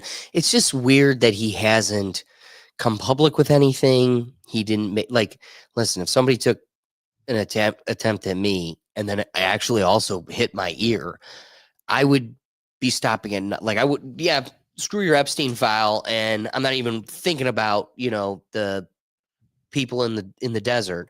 Like, well, I want to get to the bottom of this. That's the thing. And why isn't he? Because it's probably the people in the desert. Yeah, exactly. It's the people Like, pulling. It's the government. That's the unfortunate, probably scary reality he is living in to a certain degree. You know what I mean? Well, that's why you wed your wife off or your daughter off to them. So hopefully that buys you just some credence. Speaking, probably did. Speaking of, hey, if you can't beat them, join them. Now, one thing we mention him, might as well go to him. Here is the President of the United States addressing the situation. I'd like to get your thoughts. To my great fellow Americans, I am filled with grief and anger at the heinous assassination of Charlie Kirk on a college campus in Utah. Charlie inspired millions, and tonight, all who knew him and loved him are united in shock and horror. Charlie was a patriot who devoted his life to the cause of open debate and the country that he loved so much, the United States of America. He fought for liberty, democracy, justice, and the American people. He's a martyr for truth and freedom, and there's never been anyone who was so respected by youth. Charlie was also a man of deep, deep faith, and we take comfort in the knowledge that he is now at peace with God in heaven. Our prayers are with his wife, Erica, the two young, beloved children, and his entire family, who he loved more than anything in the world. We ask God to watch over them in this terrible hour of heartache and pain. This is a dark moment for America. Charlie Kirk traveled the nation, joyfully engaging with everyone interested in good faith debate. His mission was to bring young people into the political process, which he did better than anybody ever, to share his love of country and to spread the simple words of common sense. On campuses nationwide, he championed his ideas with courage, logic, humor, and grace. It's a long past time for all Americans and the media to confront the fact that violence and murder are the tragic consequence of demonizing those with whom you disagree day after day, year after year, in the most hateful and despicable way possible. For years, those on the radical left have compared wonderful Americans like Charlie to Nazis and the world's worst mass murderers and criminals. This kind of rhetoric is directly responsible for the terrorism that we're seeing in our country today, and it must stop right now. My administration will find each and every one of those who contributed to this atrocity and to other political violence, including the organizations that fund it and support it, as well as those who go after our judges, law enforcement officials, and everyone else who brings order to our country. From the attack on my life in Butler, Pennsylvania last year, which killed a husband and father, to the attacks on ICE agents, to the vicious murder of a healthcare executive in the streets of New York, to the shooting of House Majority Leader Steve Scalise and 3 others, radical left political violence has hurt too many innocent people and taken too many lives. Tonight, I ask all Americans to commit themselves to the American values for which Charlie Kirk lived and died, the values of free speech, citizenship, the rule of law, and the patriotic devotion and love of God. Charlie was the best of America, and the monster who attacked him was attacking our whole country. An assassin tried to silence him with a bullet, but he failed, because together we will ensure that his voice, his message, and his legacy will live on for countless generations to come. Today, because of this heinous act, Charlie's voice has become bigger and grander than ever before, and it's not even close. May God bless his memory, may God watch over his family, and may God bless the United States of America. Thank you.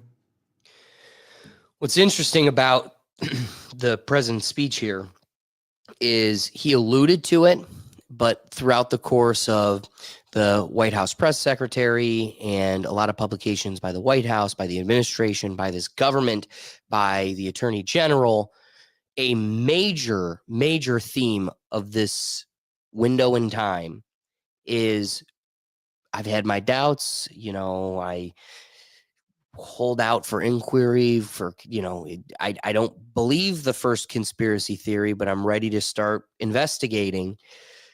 For the first time ever, the government is talking about prosecuting not just the shooter, the patsy, the kid caught in the middle of it, but announcing we're going to go for RICO charges, racketeering, conspiracy. There's a larger thing. I was telling you the other day, I've never heard the name Alexander Soros in my life. We all know George Soros. We never knew or heard about his son, Alexander Soros, who he's passed the baton to. I've heard of his son, never by name. Now, for the first time ever, government officials we're going to go in to investigating Alexander Soros, his father, and the rest of their network. We didn't forget in 2020 when pallets of bricks were magically being dropped off in front of courthouses and city halls. Now it's time to start peeling back that curtain too. It could just be noise, like every other time this administration likes to get us motivated into thinking they're actually accomplishing something. But this one feels different because they're using words and advocating for prosecution that we've never seen before and actually is applicable. So in a world where these actually get addressed and it feels like it actually might for the first time, then there's some hope. It isn't all just this big cabal of evil. And that's where, you can hold out the hope. The president also mentioned these radicalizing groups online and how they're organizing and militarizing. And one of the things that came out just recently was how this individual, Tyler Robinson, and his trans partner were in this video game, and it was this Discord that kind of compelled the organization of this. And it seems that there's a lot more in the network that are going to be swept up. We've kind of seen that being mentioned throughout all the different media we've heard today. So one of the things that I wanted to address is another element to this. Is it the liberal agenda that we're finally seeing weaponized against us, or is it the evil conservatives that are trying to throw this on liberals inappropriately? So here's a gentleman that I want to click over to. His name is Neo Coom. I came across him on this one clip because he was talking about, Doug, I'm looking at you. Charlie had this situation regarding South Park, right? Oh. So, did they dehumanize him and turn him into this caricature of evil figures by, satirizing his program, going to colleges, making him seem more bombastic and crude than he really is? So this was my standout. I wanted to get Doug's response to this. First, we'll get this. I never want to hear about the alt-right pipeline ever again. I want to hear about the cable TV pipeline. I want to hear about what your grandparents are seeing on cable TV and the effects that might have. Let me acknowledge first, this guy talks so annoying. Like, I know we got a couple clips of him right here. Great points from just an internet sleuth Redditor, but the way his diction screams theater kid. Sounds like Destiny. Yeah, it's annoying. Yeah. And it's like, dude, it's so intentional. Stop. But whatever. The effects that radicalization might have. Let's hear about radicalization. Let's hear about the funny cartoons your grandparents are watching and the potential sociological impacts of consuming that media. Because I'm done with YouTube videos, I think. Let's talk about the potential impacts. The potential downsides of your grandparents' funny cartoons from the 90s. He's talking like this. The potential impacts. Well, it's also more like, it's like, dude, it's so distracting. God, everything's a movie trailer, dude. You have so much media literacy. You have so much media understanding. You know about the effects of dehumanization. We're actually fully aware about the potential side effects of portraying a single man as an ontologically evil force that is destroying the minds of American youth. You're aware that actually would not kill this guy. You don't need to hold it in your hand. A little more better production, man. Perhaps. Theoretically, in the world of fantasy and abstraction, conservatives don't understand that South Park really despises them. I understand now. I feel like I fully get the message now. And someone else clearly got the message too. Now we all have media literacy. So then it comes out that there's this video game I've never heard of in my life. And that this video game is likely going to be a central player in what militarized this kid. And what's ironic is this guy, Neo Coom, had already done a few TikToks explaining this game, blowing the whistle on how this is going to evolve into a big problem. And then he puts the icing on the cake when it gets disclosed that this game is at the epicenter. So first, let me introduce the game. Deltarune is an alt-right pipeline. Deltarune fans and WPlays are doing more to breed far-right resentment and ideology than any other political movement in the past 20 years, easily. Deltarune fans took a blank canvas, a medium for quite literally unlimited creativity and beauty, and you made it deliberately ugly. You made it a reflection of yourself. You made it incoherent. You made it repetitive, unoriginal, obnoxious. You made it so it demanded to be seen literally everywhere all at once. And then you put the trans flag. Man, no. From an outcome-based perspective, what is the outcome of this meant to be? What is the end result of your artistic endeavor meant to be? What is the outcome meant to be of entering a contained environment and then making it apparent to literally everyone involved that in your absence, and in the absence of the ideology through which you come attached to, things would be better. Things would be preferable in absence of you. What is the end goal meant to be from that? So again, these were made before we learned that this kid was, kind of motivated by the game Deltarune or the community within Deltarune. So here was another video he made prior to the Charlie Kirk situation. Assassin of Charlie Kirk dressed as Sans. Oh, sorry. Wait, no, I misspoke. This is actually, let me, we got to do this one last. There's one more that I want to show, and then we're getting to it. Deltarune fans vandalized the Columbine Memorial. They are vandalizing tributes. They are vandalizing sites of historical atrocities. You know the ones. These people are genuinely surprised that they're getting pushback for doing this. No, like, they're genuinely shocked that people are mad that they're doing this. Deltarune fans, demographically, are people who believe that because they put themselves in proximity to marginalized identities like the trans flag, that they can do anything. That they can do whatever they want, behave as antisocial as they want, and face no repercussions. It's like a mini microcosm of Gamergate. Like they're even blaming 4chan for all their problems. No, it's actually 4chan spamming the Quirk Chungus trans flag, which is something they love to do. Yeah, I know when 4chan accesses Wplays, that's what they put. The Quirk Chungus trans flag. And it's so weird to see that actively not working in real time. Okay, so again, this was prior to it. Now it comes out, this guy he knows what this game is, and it gets released that he was kind of motivated and like I said, compelled, militarized by this game. And so here's his take on it. Assassin of Charlie Kirk dressed as Sans. All I can say is that I tried. I tried for years to have Toby Fox arrested.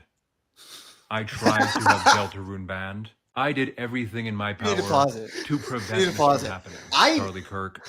I know these games. Like, I know the first one, Undertale. I've known of this game. Like, I've known of this game for years. I never thought I'd hear a video where someone said I needed Toby Fox to be arrested. I've known of Toby Fox probably since I was like 2018. Like, that was definitely not on my bingo card.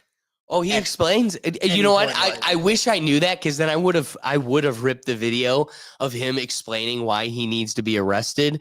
And his whole point was that I paid for a game back in like 2018, and I still don't have it.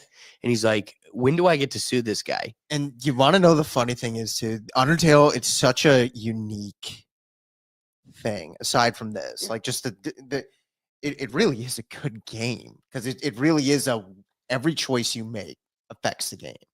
It's like a really, really intelligent game for like how limited it kind of looks. It looks like this old like NES game. And it was made by some like 19-year-old at college. Like, it was some kid like, there's like little project he made, and it made him, it's like the guy who made Minecraft. You'll never have to actually work the rest of your life. It's kind of actually crazy that you made this. But then it's one of those things that once you made it, you had no idea that the furries and the freaks will grab it and take it there. Right. Didn't have an idea it was going to go there until he made Deltarune. And then I was like, oh, you played into it. Yes, that's what this guy says. Into it. Yes. But like Undertale was like, this is just a neat little indie thing. This kid had no idea it was going to pop off and be the biggest thing since Minecraft, essentially. And then you played into it. And I have conflicting thoughts on Toby Fox. I'm like, okay, I think he's kind of like, he's a little out there. If I found out Toby Fox was a closeted furry, I'd be like, yeah, totally on brand. And not after Undertale though. After Deltarune, I was like, oh yeah, for sure. Undertale, I was like, this kid just got lucky almost. Well, and that's what's so weird is like how polarized this game Deltarune is. It's like literally a suffocated echo chamber of one ideology, and they'll run you out, dox you, and ruin your life if you try walking in their space and don't spouse what they want. Yep. No. And that was the thing Toby Fox never saw coming. He never saw that coming. But it really is like you could play the game and you could eliminate every enemy. And then you could play the game where you don't eliminate a single enemy. Like you literally, and then you could do like in between. But you could literally choose to be the pacifist or the not pacifist route. And that's kind of like the interesting duality of what you do. I was not expecting to hear literally Toby Fox's name this entire marathon stream. That blew my mind right now. For years to have Toby Fox arrested. I tried to have Deltarune banned. I did everything in my power to prevent this from happening. I warned you that Deltarune was ontologically evil. With an ontologically evil developer and an ontologically evil community. I warned you for months, and months and months and months, and no one listened. I made a petition to have Toby Fox arrested. I've reported him to the FTC. I've made a tip to the FBI, and everyone failed to act. Everyone failed to act on what I was saying. But it isn't too late. The FBI can still raid Toby Fox's house. The FBI can still seize Deltarune before it's fully out. Because once it's fully out, no one can do anything anymore. So the other side to this whole thing is you've got a game that has been monopolized by a sect of ideology. They will run you out of town if you try to invade their safe space. So they own it. And this has allowed the breeding ground of this vulgar, disgusting mentality, dehumanizing the other and making cockroaches out of your neighbor to where you could just squish them like a bug and feel nothing. I got 3 political figures that I want to end with that we still got left. First, I want to listen to RFK Jr. This is him at his eulogy. I know he's tough to hear. Hang with me because at least the message itself is significantly worth your attention. And I do believe it has. I had a conversation once with Charlie where we were talking about the danger that we both face from challenging entrenched interests. And he asked me if I was scared to die. And I said to him, there's a lot worse things than dying. And one of those...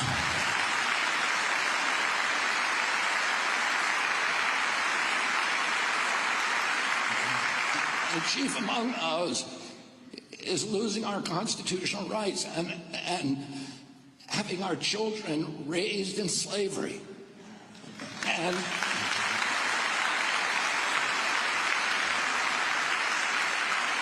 I said to him at that time, I said, sometimes our only consolation is that we can die with our boots on. We can die fighting for these things.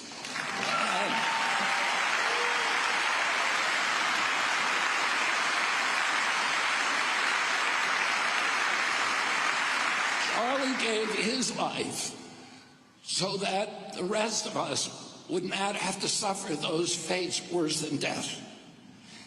Now it's our job, he's no longer there to lead us, to rush in and fill the breach and win this battle for our country, for God, and for our families. Thank you. Piggybacking off of that, Tulsi Gabbard was also giving a speech at the eulogy, and her message is wonderful. Charlie Kirk is dead, and it exposed something vile and... That's a gentleman named Chase Hughes that we're going to get to here in literally 2 videos. So I apologize. I didn't mean to play that, to jump the gun. So as I was saying here, here's Tulsi Gabbard at that same eulogy. When others in the crowd booed whoever was speaking, he told them to be quiet and to let this person speak, to show them respect. And he engaged in that lively debate. He encouraged it, he welcomed it, and he inspired it in others. not belittling them, not arguing just to argue, but to have a real, sincere dialogue. You know, I've said many times, and every soldier lives this fact, this truth. I may disagree with what you say, but I will defend to the death for your right to say it. Charlie lived by this principle.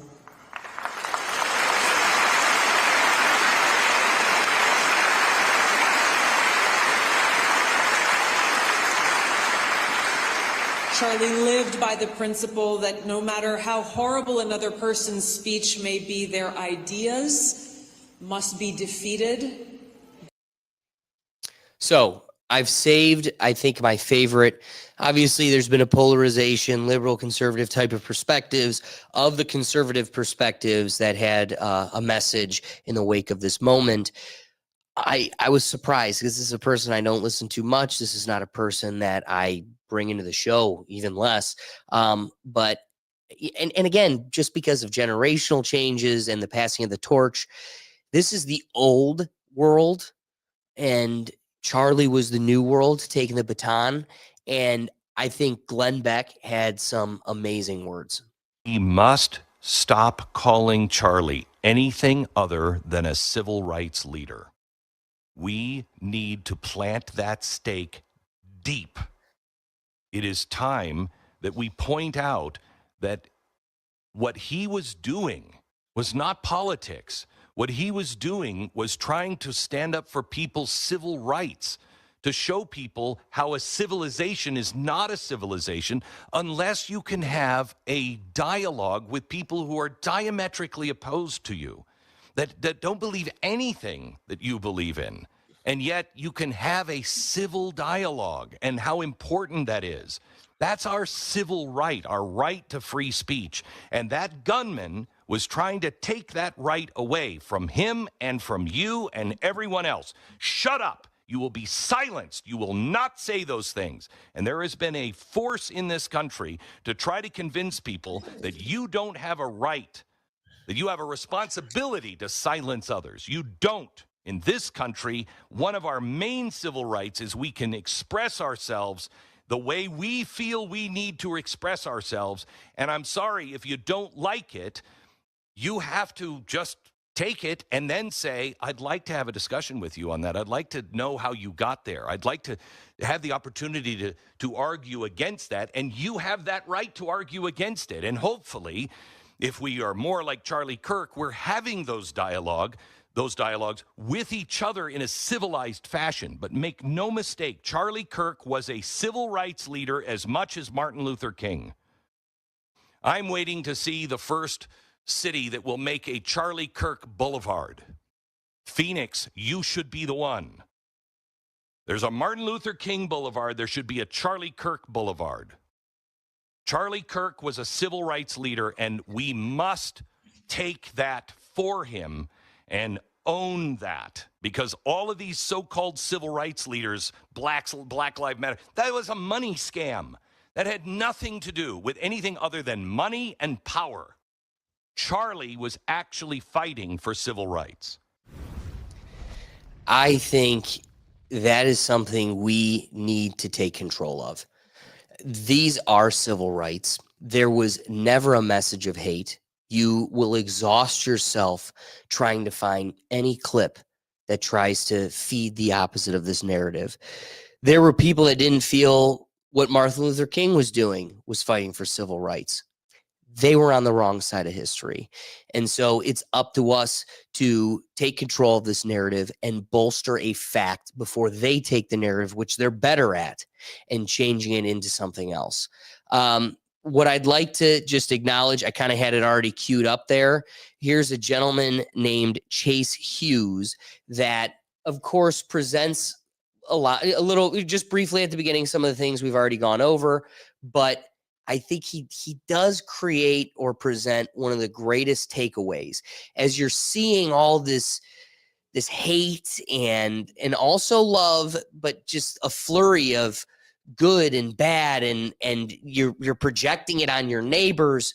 This is the right way to look at it. Charlie Kirk is dead, and it exposed something vile and horrifying that I want to share with you right now, just kind of candidly. He was murdered while he's speaking in public to a group of college kids. And there's one part of this that I think should horrify you to the deepest parts of your very soul. Instead of a universal outrage, instead of every decent person saying this is insane and this is wrong, the internet seemingly lit up with these celebrations and cheers and memes and people actually laughing and celebrating the murder of a man because he wore a different political jersey. So let that sink in for a second. And I don't think any of this is about Charlie Kirk, the person. And I don't think it's about whether you liked him or hated him or didn't even care. I think it's about the fact that political murder is somehow just another headline nowadays. And we scroll right past it. There is a whole new low for where we could go. And you have people online cheering like it's their team winning a Super Bowl. And what you're seeing is an evil mask slipping. This is a signal, and it's a signal that we, and I do mean we all, crossed into something that is a lot darker than just politics. This right here, what we're seeing, is what happens when violence becomes part of a political conversation. When actual TV networks air over and over clips that encourage people to see the other side not as neighbors that we might disagree with, but as enemies that need to be destroyed, as the threat to society. And you've seen it, I have no doubt. We all have seen this. People in the media saying these people are a threat, these people are dangerous, maybe some violence is justified, and it's not fringe anymore. This is mainstream. And there are thousands of these clips out there aired to millions of people, kind of nudging, suggesting, maybe planting seeds that maybe a fist, maybe a bullet is a legitimate form of political debate. You resist the temptation to run up and wring her neck. Biggest terror threat in this country. I'd like to punch him in the face. I said if we were in high school, I'd take him down to the gym and beat the hell out of him. Punch some people in the face! When was the last time an actor assassinated a president? They're still going to have to go out and put a bullet in Donald Trump, and that's a fact. A lot of people don't have the attention span to maybe stick with this, but I pray that you do, because I'm going to expose something here that's going to change everything for you if you stick around. But here's the irony, and what I think is a absolute concrete law of history. It's concrete law. The minute that your ideas require violence to enforce or spread, they're already completely bankrupt. Wow. Every tyrant, every failed ideology, every social collapse starts the exact same way. The debate dies, then violence takes the place of debate. And you can't argue with a gun. You can only kill with it.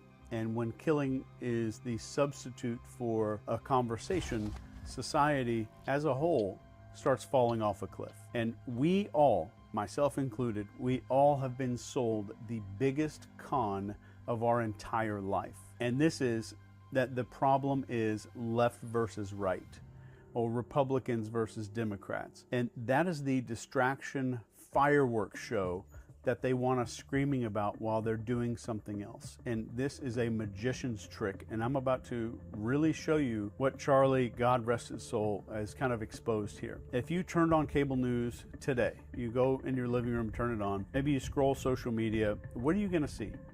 The absolute fringe. They're gonna show you the loudest, dumbest, most cartoonish people from the other side blasted in your face 24/7. You're not being shown your neighbor or your coworker or the mom next door who votes differently. You're being shown a bunch of professional lunatics that are handpicked to make you think one thing. And the one big thing that they want you to think is, oh my God, these people are insane. They're hand-picking professional lunatics so you can believe that, oh my God, the other side is insane. One thing I noticed just a couple years into TikTok, so we'll say like 2019, right before the pandemic, started picking up that they were curating comments based on the viewer. So if you clicked on a video and I clicked on a video, we would likely see a mild variation of comments. But also, if you and I send enough videos to each other and we get put in the same ideological box, we're going to see the same one and not even realize, like, dude, look at the top comments on this one. It's hilarious. Little do we realize that if we were sending it to my sister, she's getting totally different comments. That's curated to drive an emotion. So there's a video that gets you emotionally riled up because it's attacking conservatives. Then you go into the comments and it's all these liberals also attacking conservatives. You're like, holy hell. Then it compels you to jump in because now I got to drop a comment because there's like, all I'm seeing is liberals. Where's my other side of it? And then little did you realize that there's also thousands of other people that fell for that trap and commented. You just can't see them. You're not scrolling forever to see the thousands of hidden messages. So there's this element of, one, be mindful of how this is curated to turn you against your neighbor.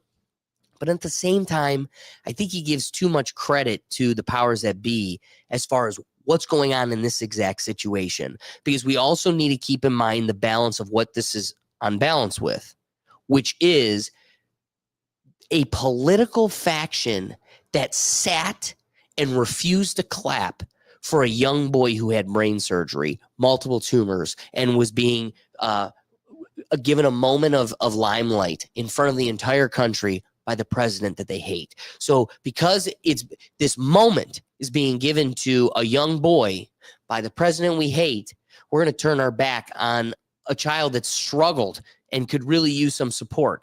Here's a video of Congress literally walking out, causing a disruption when the Speaker of the House tries to hold a moment of prayer for Charlie Kirk the day it happened. Please rise for a moment of prayer for Charlie Kirk and his family. So for a moment, it's going well. Then it just turns into complete disarray. People are shouting. Wait a minute. Disrupting. Wait a minute. The House will be in order. The House will be in order. The House will be in order. No, it won't. Never was. Look at that whole half just sitting. And they got you fooled. They're good people. So this sparked a moment in time, an important, noteworthy moment. The world has awakened and become motivated. So we saw kind of a bit of a ripple effect across the country. Someone that does a good job of reporting the news more often than not, better than myself. So we'll flip it to him. I want to go to Dylan Page, who, again, does a great job of reporting the situation going on in Europe. Where the heck is this kid? Where are you, Dylan? Dylan, where are you? He's lost. I'm looking for 69. I was at the wrong numbers. Nope. There is no 69. Maybe this is it. Is massive. Yesterday, the UK witnessed one of the largest protests of its kind in modern day history. There were Charlie Kirk tributes, Elon Musk, counter protests, wooden crosses, peace, violence, and a whole lot of British flags. It was called the Unite the Kingdom Rally, or Free Speech Festival, and it was largely organized by a man named Tommy Robinson. Police data say that up to 150,000 people turned out, while organizers claim a very different number, about millions. Now, police tend to underestimate in these scenarios, while organizers tend to overestimate. But regardless of what the exact number is, it was big. In fact, many reports state that it was one of the largest nationalist rallies in recent memory, perhaps ever. But that didn't come without opposition. Thousands of people also joined a nearby counter-protest organized by Stand Up to Racism. The Unite the Kingdom rally saw chants for Charlie Kirk, who had just been killed 3 days prior. Many held signs and flags protesting illegal immigration, free speech, and the decline of national British culture and Christianity. And while Tommy Robinson, who has criminal convictions himself, repeatedly urged prior to the rally that people remain peaceful and that this needs to be a family day out, it did not necessarily stay that way. Elon Musk, for example, who joined by video chat, called for the British government to be dissolved and warned the thousands listening that violence is coming for them and that they need to fight or die. Whether you choose violence or not, violence is coming to you. You either fight back or you die. You either fight back or you die. things also broke out that's the into clip. physical violence, because according to the police themselves, the protest had exceeded estimates of the organizers, which meant that there was not enough space for all of them in Whitehall and Parliament Square. And when the crowds ignored directions and tried to get into secured areas, 26 police officers were injured with punches, kicks, and projectiles thrown. At least 25 people have been arrested. But here's the problem. Today, the coverage of this protest will make it seem black or white. This is either a sea of hate-filled racists or an army of heroes standing up for the country. Both are true and false. The reality is so much messier. Yes, there were definitely people that fit the worst labels. I've seen the videos. But also in attendance were families, pensioners, church groups, and ordinary people who simply feel their voices are being ignored. But labeling hundreds of thousands of people one thing doesn't explain why so many people showed up. It only makes it easier to dismiss them or join them, only contributing to the increasing division. And agree with these protesters or not, this many people taking to the streets tells you something about where the UK is right now. And oversimplifying or ignoring that might just be the most dangerous part of all. Well, and just like Trump's inauguration, the media tries to downplay the numbers, and they reporting like just a couple 100,000. Dude, it was like 2 million, like over over a million. That is a lot of people. Oh yeah, and this is just the one street headed to Big Ben. I mean, it goes all across London, and I don't want to justify any of the poor acts, but if this was just a football game, when you get this many people in one location, no matter what it's for, especially a politically inflaming type of parade, but any group of people this large is going to have chaos. Dude, the city didn't burn. Fair point. There were less people in Minneapolis. So, no offense to the guy doing the devil's advocate that entire video. The city didn't burn, dude. I'd say it turned out pretty well. Cheers. But Cheers. That's a damn good point. I got halfway through that video. I was like, oh, you're pretty anti-Tommy Robinson. You just want to play it like, well, I'm giving them a fair shake. I don't see anything on fire, and all I see is people. Great point. Like, so you know Tommy Robinson. Who is this guy? He's a far righter out of and by like far righter, like more credence to that than like us calling or like the media here calling Charlie Kirk far righter. Like he is antagonistic. He is. Is he Nick Fuentes far? No, but he's far enough to where so like Sam Hyde maybe or not that far either. No, it's not even that far. But he is Europe's biggest pushback against his biggest thing is particularly the immigration. He is shut the borders down. If you're from London, you can be from London. If you're from Ireland, you can go to Ireland. Keep the foreigners out. We know exactly who I'm talking about. We've shown it all on this program before, but that he is very much an aggressive push to do that. Interesting. More so than like how the politicians are doing it. And he is an antagonistic voice. He want to know what he is? He's like the Proud Boys. Okay. So there is like a bit of like, no, he is right. And he's what they always. He's Gavin McGinnis. Yes, he is what they said Charlie was. And Charlie wasn't. Right. But those people definitely liked Charlie because he is a freedom of speech guy. And at the end of the day, Europe has its own issues that we've highlighted on this show. And he's very much the shut the borders down, kick them out. Very like, I don't care how you do it way. Right. And so the beauty of this is a lot of these factions have gained momentum. We're seeing it across the world. We're seeing it in Australia. We're seeing it in Italy. Here's it in Germany. So yeah. But the Germans do it different. You know, but like that Tommy Robinson, like if he could, I'm fully convinced he would go as far as to try and militaristically do it. If he was given that freedom of reign, that's why it's like, I'm not the biggest Tommy Robinson fan, even though I am like, I get it. I get what he wants to do, but he would push it to that degree. Right. If given the opportunity, I believe he would. So let's start wrapping this episode up. Let's bring it to a close. You made me reconsider the entire conclusion. I came across a video where someone took AI to give Charlie his voice after his passing, that this would be kind of his last statement to the public. And Will kind of pulled us to the side as we were doing the video or the show here. And he's like, is that in good taste? I'm like, well, the message itself, I truly do believe he would support. And that's why I thought it was worth sharing, in a moment of sadness as we kind of mourn this whole situation. It is somewhat comforting to kind of hear it. But because you raised that, I'm going to kind of do a little switcheroo, and we're going to end with a real video of him. So first, I want you to hear this AI video, but then I have one to follow it, which is just him on a walk with his wife, motivating the public. So first, I'm just going to get to what some would say would or could be Charlie's final message to us in the wake of his situation. First, I want you to know I'm fine, not because my body is fine, but because my soul is secure in Christ. Death is not the end. It's a promotion. Don't waste 1 second mourning me. I knew the risks of standing up in this cultural moment, and I'd do it all over again. Second, do not let this violence divide us further.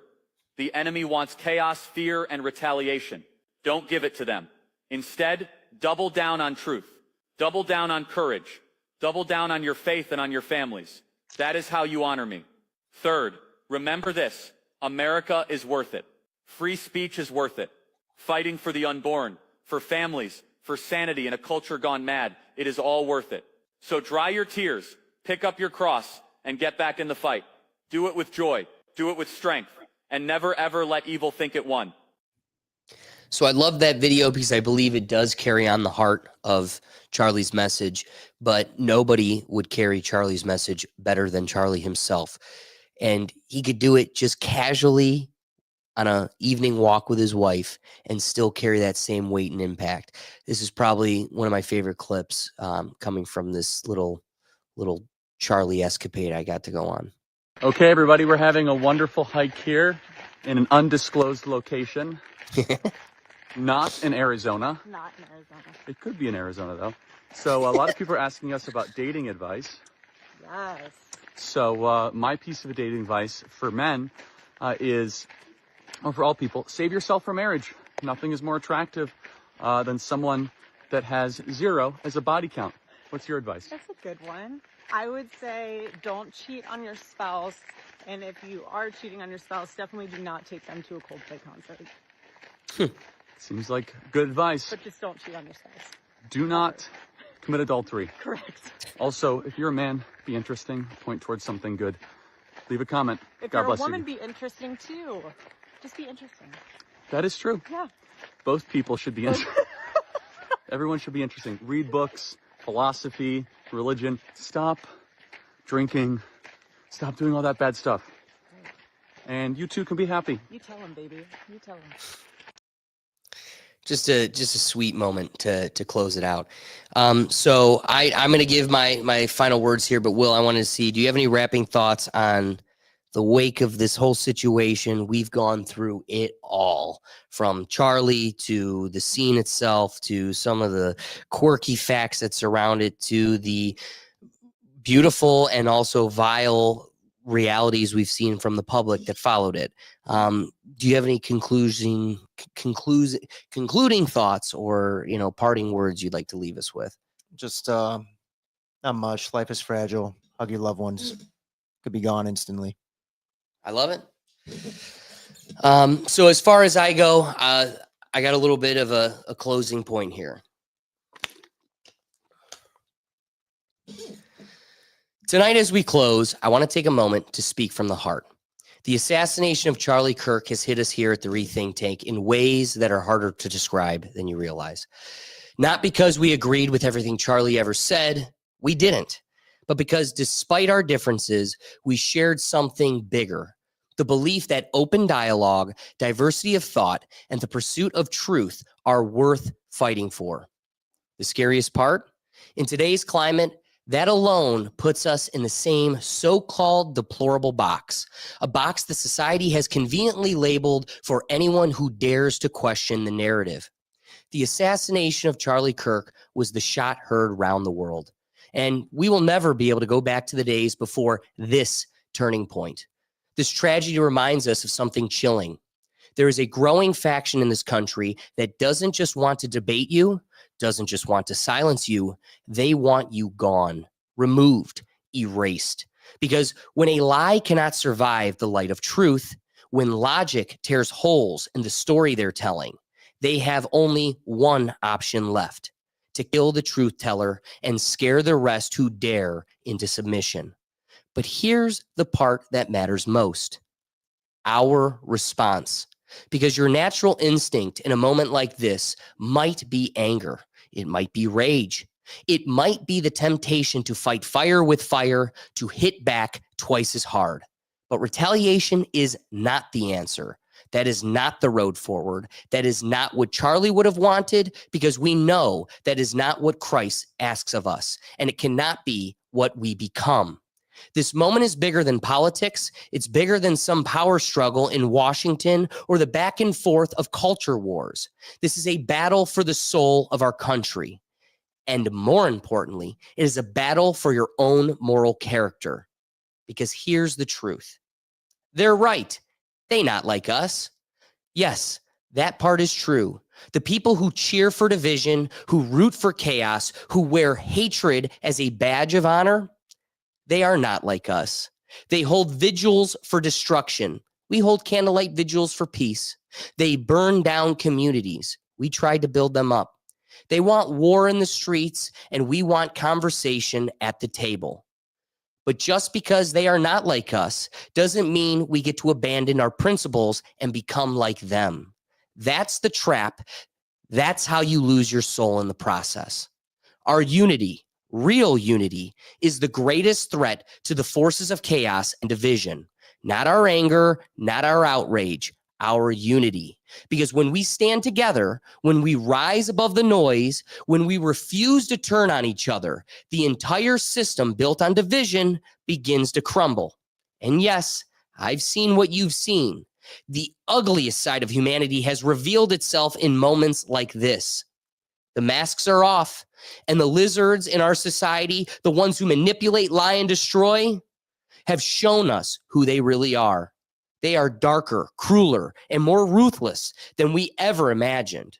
That shock alone makes you want to fight, to retaliate, to abandon forgiveness. But I say to you tonight, do not give in to those instincts, because the hardest and most righteous path is the high road. It is the road of prayer, the road of forgiveness. Now, hear me clearly. This does not mean we forget. This does not mean we surrender. And it absolutely does not mean we stop speaking truth to power. But it does mean we fight with honesty and integrity, not hatred and destruction. Because, as I've said before, to have a lie believed, you must be convincing every single time. But the truth only needs to be said once. And that's why we at the Rethink Tank are more committed now than ever to our mission. We will not stop creating a platform where every voice can be heard, even the ones we disagree with, especially the ones we disagree with. Because we don't fear debate. We don't fear ideas. We do not need manufactured safe spaces where dissent is silenced and diversity of thought is banned. We want real safe spaces, places where truth matters more than feelings, where it's okay to get uncomfortable because discomfort is what makes us grow. I don't need to be right more than I want to shed my bad ideas. That's why we invite you, yes, you, watching right now, to challenge us, disagree with us, help us sharpen our arguments, help us test our assumptions, help us get closer to the truth. Because this is the age where logic and reason must lead the way, not anger, not emotion, not feelings dressed up as facts. The truth doesn't care about your feelings. It doesn't need protection. It doesn't need censors. It doesn't need safe spaces. What it needs, what we need, is courage. So as we leave tonight, remember this: we do not win by becoming like those we oppose. We win by staying grounded in truth, united in purpose, and unshaken in our communities and unshaken in our commitment to rise above the chaos. Pray, forgive, stay united, and above all, Keep speaking the truth, even when it hurts, because in the end, the truth always wins. Now, to close out such an important episode, I can't be the last voice you heard. This might be a new character for many of you Gen Zers, but for the rest of us, this is just a heartwarming message from an old teacher we haven't heard from in a while. And the best voice to close out an episode like this is the voice of Mr. Rogers. You know, the toughest thing is to love somebody who has done something mean to you, especially when that somebody has been yourself. Have you ever done anything mean to yourself? Well, it's very important to look inside yourself and find that loving part of you. That's the part that you must take good care of and never be mean to, because that's the part of you that allows you to love your neighbor. And your neighbor is anyone you happen to be with at any time of your life. Respecting and loving your neighbor can give everybody a good feeling. That's a heck of a Rogers quote right there. It is. It really is. So if we made you laugh, we made you think, please be sure to like, subscribe, share, do what you can to support what we're doing here. But otherwise, guys, we appreciate you hanging on with us, and we'll catch you next week. Peace.